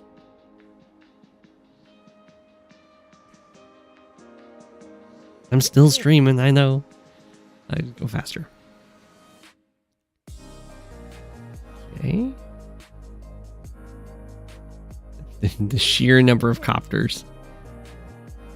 You can see how difficult it is.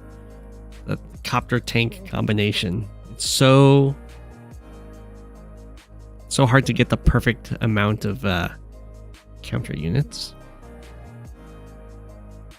Pretty odd to charge in here with the anti-air in order to save that city. I think you just have to let that city go and just kill this copter in a nice safe spot.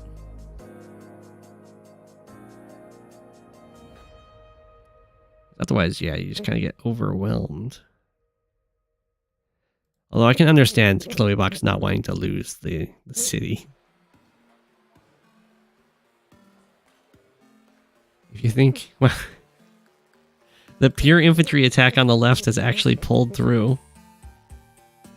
The vehicles just couldn't stick around and slaughter them all.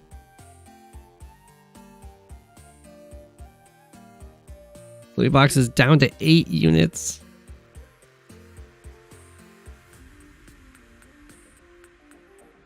And Winter Fury pulls through. GG. That was very close. I think Chloebox almost did enough damage several times, but it's really tough to deal with. It's really tough to deal with Olaf once the game starts stalling out and the unit counts get really large. So GG. That's very tough. We'll play Poland, and we'll play Chloebox. I hope everyone enjoyed the stream. We'll be back on Wednesday with a nice chill stream, stalking people in live. I hope everyone enjoyed. I leave you with an apple. Didn't have enough. I know. Didn't have enough anti-air. You just can't ever have enough. So thanks for watching. It's Go7, king of the penguins. Of all the penguins, he is king. It's Go7, king of the penguins. Being king of the penguins, that's his thing.